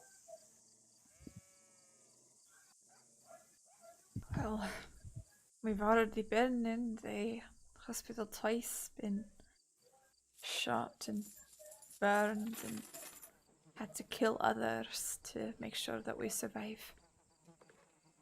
And as you're speaking, Lottie, you can see the old man is looking at you like he can see inside almost. You get this feeling that you have no secrets. Do you have any doubts? I think the one thing that Lottie has doubts about is them coming out of it. She's on the track to do whatever it takes at this point, but Lottie doesn't think they're going to make it out alive. Okay. I know we'll have to do more of what we've done before. And I know that, well, we're going to have to sacrifice everything that we are at this point to be able to stop it, if we even can. But at this point, we're too deep. So all we can do is try. Okumu says, you may have to give your life, and you are willing to do this. I can't go home at this point. Catholic guilt is stronger than my fear to die, I should say.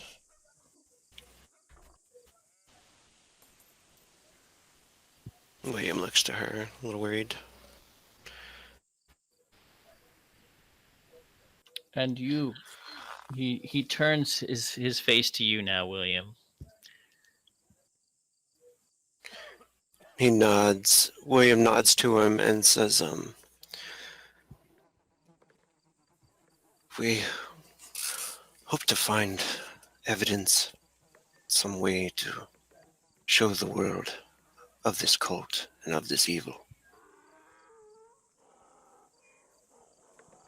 He would ask the same And of you. How far will you go, and what will you do? What if you must die?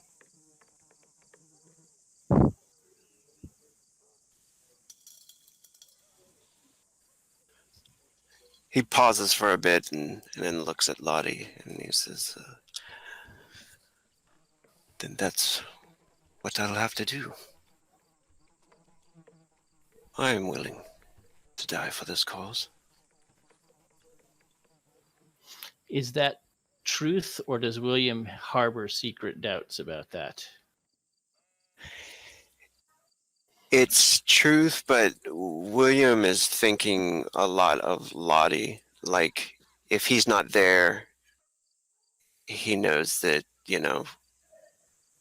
that they would surely fail. Like he's more willing to give his own life Mm-hmm. to protect Lottie. Yes. Okay. And then he turns to Maxine. She's been watching the other two with kind of different expressions fleeting across her face. Sadness being probably the most prominent or dominant one. And then when he looks at Max, she turns to him and she just kind of smiles, almost just a genuine smile. Oh, yeah, I've known that from the beginning. He just nods. The old man nods. I always was pretty sure I weren't going to make it to be an old lady, and at least this way, it means something.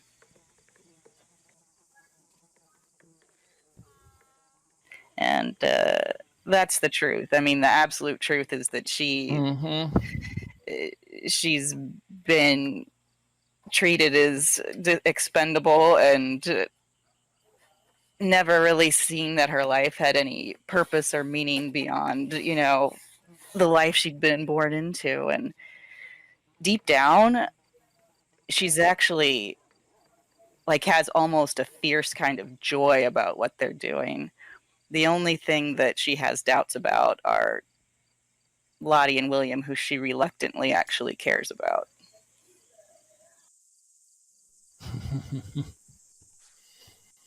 He says something to Okomu, and Okomu says, "Then he will speak with you. You may ask your questions." He introduces himself. He is Bundari.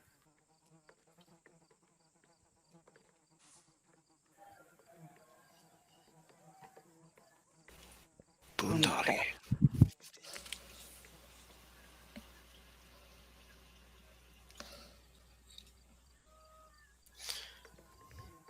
Oh wait, we was looking for young Bundari. Wrong. Yeah, you won't find him.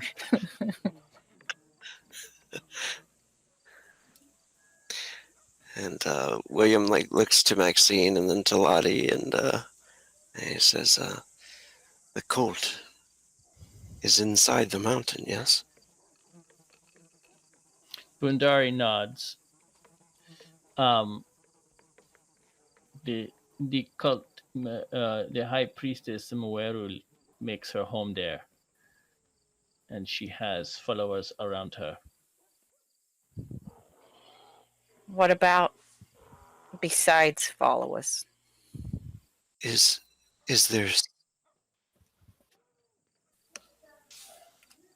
He said, as he said earlier, there are sometimes people that come, sometimes white, sometimes black, sometimes Indian. They come, they go to the mountain. Most do not return. Do you ever see anything? We know that people been killed, been torn up. Do you know what done that? He passes that on. People torn up. He says, the priestess Mueru summons monsters, demons, to do her bidding. This is often taken for animal attacks by the British authorities. Is there an idol or a thing that gives her powers? The old man smiles a little ruefully and explains something, and Okomu says, "The power of that woman does not come through an idol or fetish. It comes directly from her evil god. The god comes in his form, in the flesh. He is not only spirit, but flesh. Is there a way to protect us from this magic?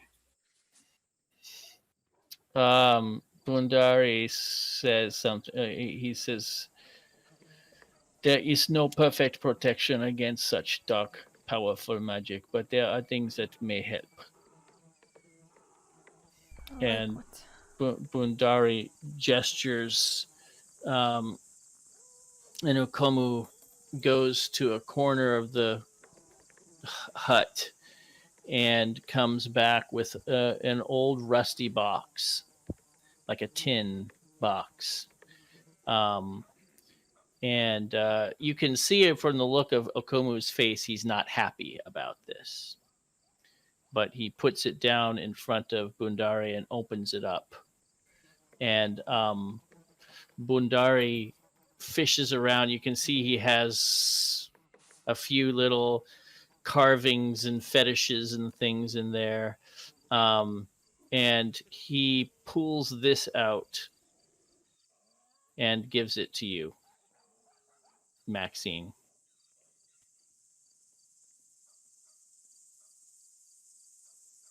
He says in Okomu looks surprised, but Bondari says something to him that's like a reassurance to do it, and so he hands it to you. And Okumu says, "This will give you some protection." She reaches out kind of hesitantly and then grabs it by the part that looks to her like the handle and kind of brings it toward her face to examine it in the dim light. Yep. If someone wants to try an occult or anthropology roll, they may. Ooh, That's William.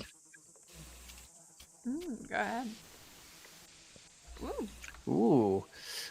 You are aware that in many African cultures, a fly whisk is a defense against evil spirits.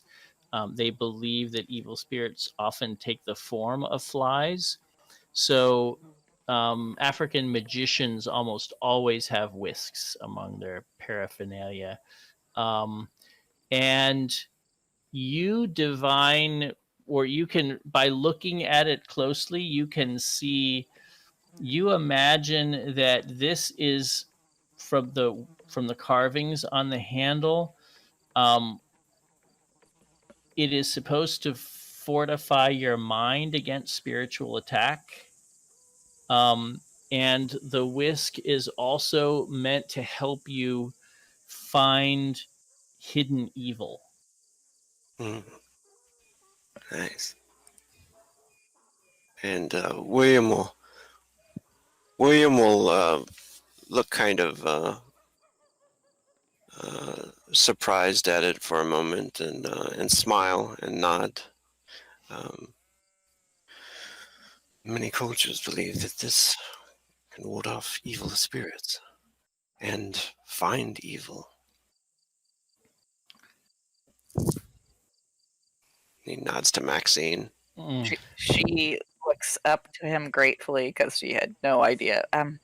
But what is it?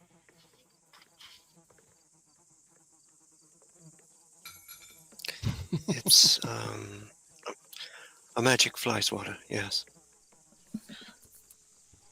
Oh. She looks over at Bundari. Oh, thank you. And the old man also gestures up. There's a little cage hanging from the ceiling, a little wooden, with little fine little, made out of wood, that with little bars on it. And he gestures to that, and Okumu says something clearly protesting. And Bundari waves him off and insists. And Okomu stands up and reaches up and unhooks it from the ceiling and brings it down. And Bundari motions to the three of you, and Okomu reluctantly puts it on the ground in front of you. And you can see there's a little reptile running around inside there. So not really running, but kind of moving around. And it comes to the edge of the, it comes up to the little wooden bars and looks out at you. And it's a little startling. This is what it's very small. It's only about maybe 5 inches long or high, but it's standing on its back legs and it looks like this. What the fuck? Yeah, I think Max kind of stumbles back a step. Oh, Jesus, Lord in heaven, what is that? And Bundari says something, and Okumu sounds like he's struggling to figure out how to translate it, and he says, "It is called Who Is Not What She Seems." Oh, You must feed it bugs every day, or you will regret it. Oh, Right. what does it do? The old man, when Okumu translates, the old man just gives you a big smile, and he says something to Okomu, and Okomu says, "My master says that in your hour of great need, you will let it go and you will see what it can do. Only you must stand back quickly, lest she mistake you for an evil thing." all right. I'll make sure to feed her real well. She will eat any bug you can find. She is not picky. Though I think she prefers flies. Of course. Why don't you go ahead and keep that one? I got this. I got this thing. Sure, I'll keep her. And Lottie extends her hands and picks up the cage and idly looks inside. Hello. Its big eyes just blink. It actually has little lids, and they just kind of wink at you. Oh, It's looking very curiously at you, like tilting its head to the side. It's sticking its tiny little forked tongue out in the air, like it's tasting the air around you. Where did this come from? He says, "That is not a question that is easily answered. My master brought it back from one of his journeys." Oh, There's one other question I have. We know that the others, they have particular nights where they usually go out and, well, take people back and such to sacrifice. Is it the? Do you know if it's the new moon or the full moon that this happens? He says, "The time of terror is when there is no moon in the sky." Right. Okay, good to know. When is the next new moon? Let's go look. It is the 11th. Well, really now the early morning of the 12th, and the next full moon new moon is the 22nd of May. okay. Got a little bit. So we've got to go before then.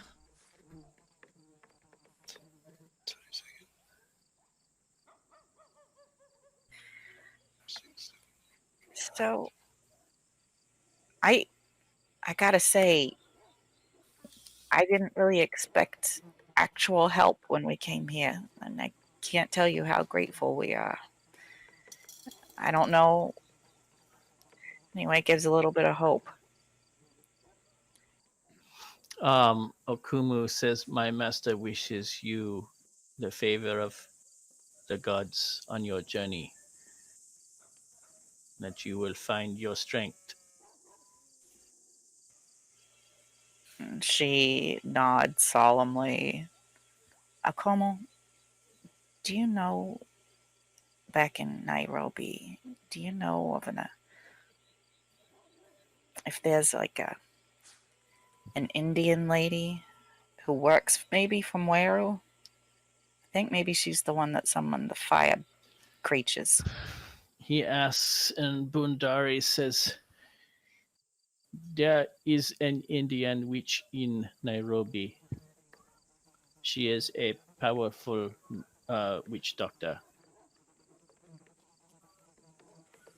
Does he know if the kid's one of them? She's got a kid with her. My master does not know. He avoids her. She is dangerous, even to one as great as he. Yeah. Well, I'm glad to have that confirmed at least. He doesn't know her name, does he? Um, he says her name is Teankar.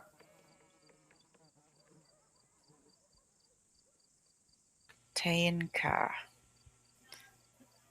She She kind of repeats it a few times. Mm-hmm. Um, he says that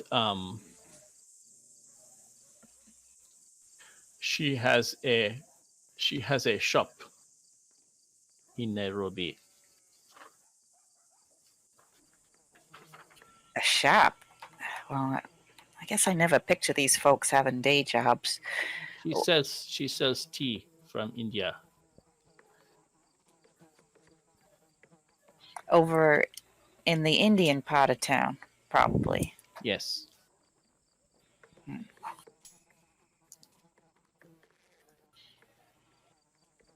Hmm.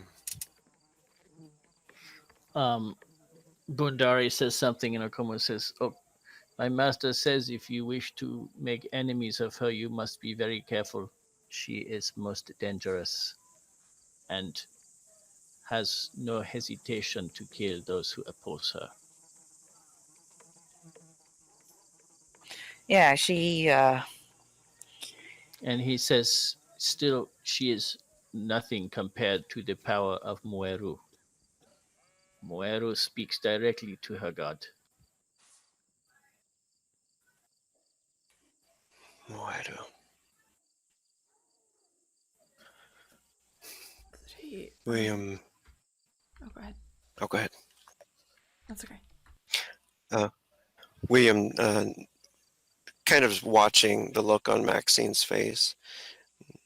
He knows that she's been wondering about that woman since the train, and kind of trying to read her thoughts there as she's thinking about it, like wondering if she's thinking about going after that woman or not. And he kind of turns to Bundari and almost like he's about to extend his hand to shake it, but then he stops and then he kind of just waves to him and then bows and thank you so much, sir, for your assistance.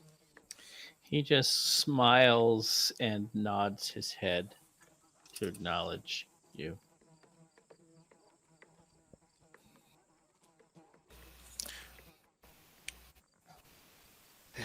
Is there any other questions we should ask him?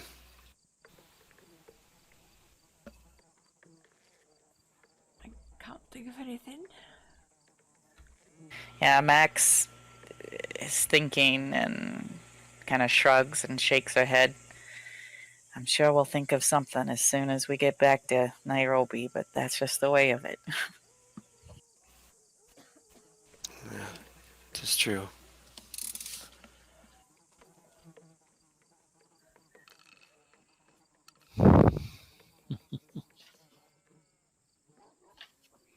Okay.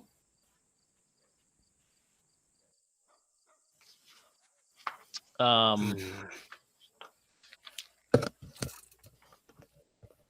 It seems you are out of questions then. Hmm. William does, as he's starting to turn towards to look at the cage and stuff, he does turn back to Bendari and says, "Are there any others who claim to be enemies of the court who would be willing to help?" Okomu Good. says, even my master does not dare proclaim himself an enemy. You will find very few who will say such, and those who would are already gone. Oh, we don't have our guide anymore.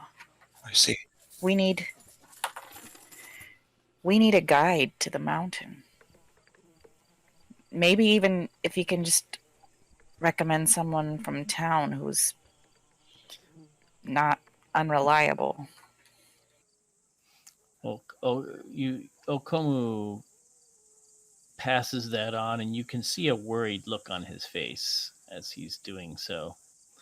And Bundare says something back, and Okumu says,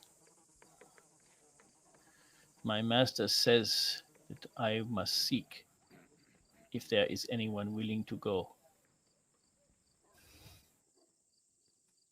But I would warn you, I do not believe it will happen. We are a sensible people. Yeah. Well, maybe they can just get us close enough that we can find the rest of the way on our own. I don't want to get any of people hurt. He nods. He says, a hut has been prepared for you.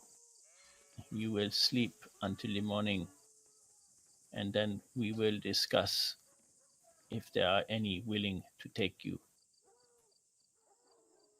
and your driver will take you back.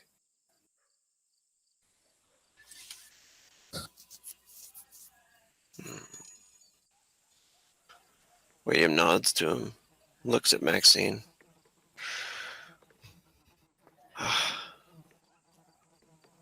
And Seems we'll have to leave.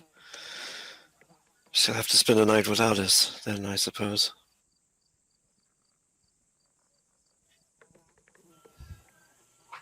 I think we'll manage. Ingrid will be okay. She's a tough lass. She'll probably worry, unfortunately. But she shrugs. I don't think there's anything we can do about it, so.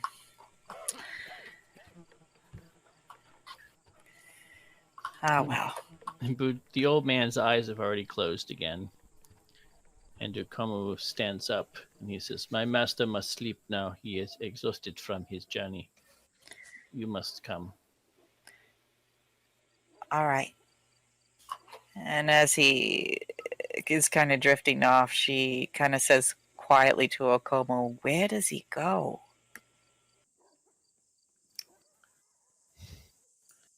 He goes wherever his spirit takes him.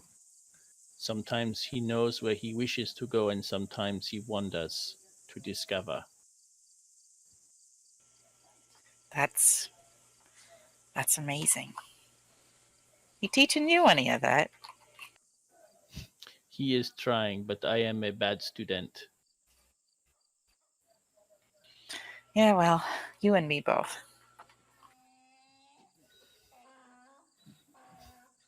And he leads the three of you out into another hut.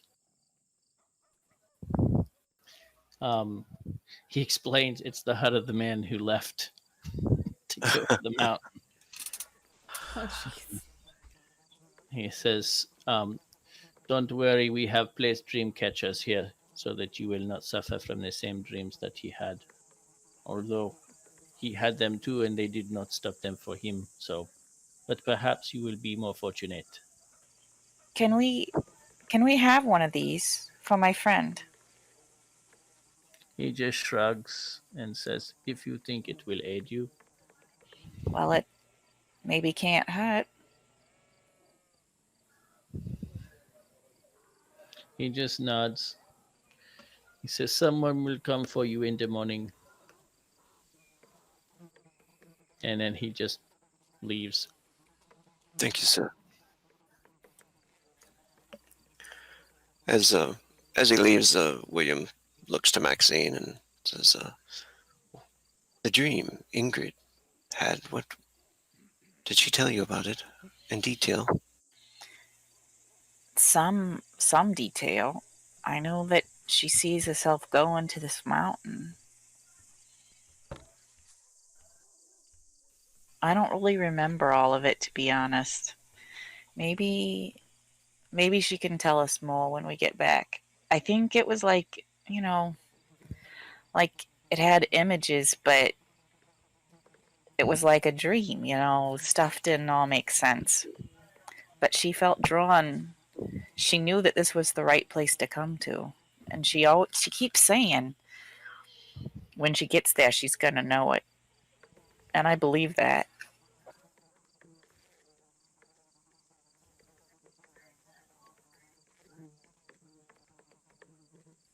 Yes. You don't remember any type of symbols or anything like that? She didn't say. You were pretty drunk, I suppose, huh? Just that tattoo. I told you about that tattoo, huh? Or maybe I didn't. She's got Did- like a weird swirly tattoo on her chest. She disappeared like when she was a kid, drowned, and disappeared for like 2 weeks. Came back, didn't remember anything, but had that tattoo. And Rodney said that he had dreams as well. That's how the two of them, I think, met or something. Or at least their mutual dreams, they were able to bond. Yeah, Ingrid said she kept looking for news, a story similar to hers, and eventually found Rodney that way. Makes me think there's more people than them, maybe, on their way to the mountain. You know who I think is in the mountain itself now is Carlisle. Yeah, we ain't accounted for him. We know about Brady. We know about Penhue. We know about Houston. There's someone. What about the blonde lady? There was another lady with the. She looks through the notes.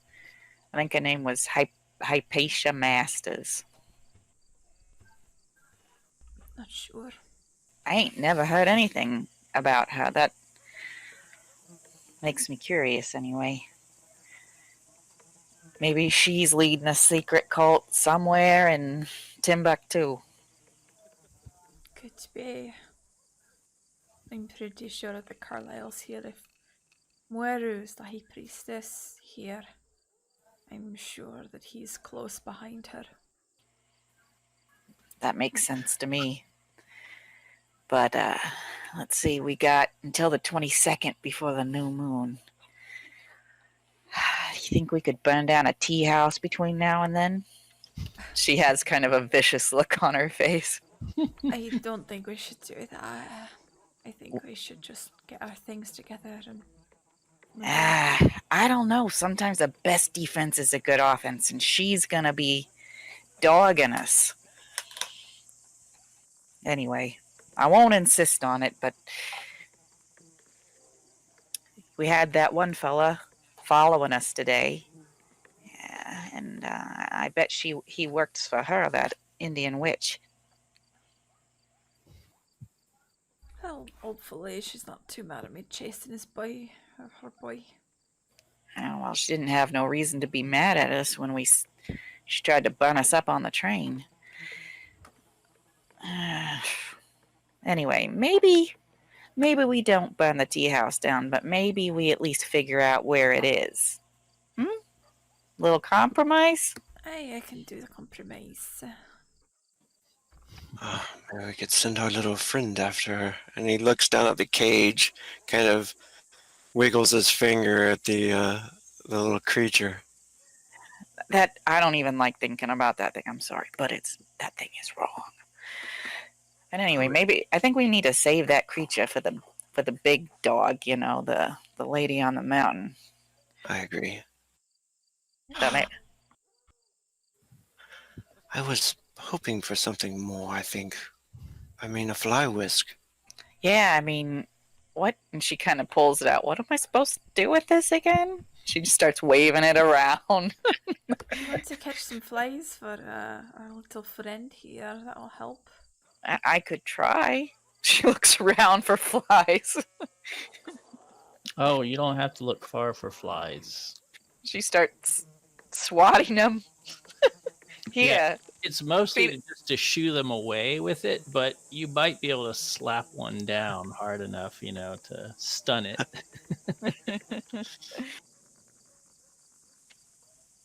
Careful with that It's thing. dark in there. So, I mean, there's no light in the hut. It's just dark. Anyway, we don't want to let that. It's dark. Yeah. We don't want to let that thing get hungry. I have a feeling. We have a better idea. It's working smarter, not harder. Lottie picks up the cage and seeing maybe a few flies buzzing around, she slowly, but she does kind of chase after the flies with the cage, so she can do the work, basically bringing the cage to the flies. Yep.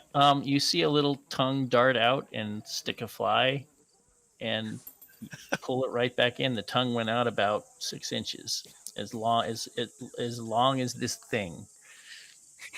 Called it. She who is not what she seems. Well, I hope she's not what she seems, because frankly, I don't see this thing taking down any fire creatures or anything. Well, maybe she gets really big when you let her out. Maybe we need to feed her a lot of Perhaps we should flies. find a different name.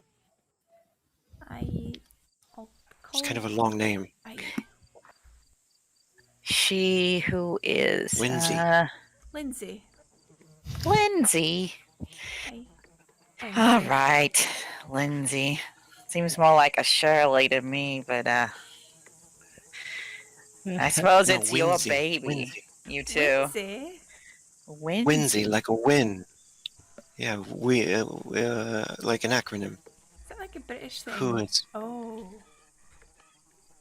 Whinsey? I like Lindsay, though. Lindsay works too, I suppose. Hi, Lindsay. Okay. All right, Whinsey. Good night. All right, and you gradually drift off to sleep, and that will be where we end.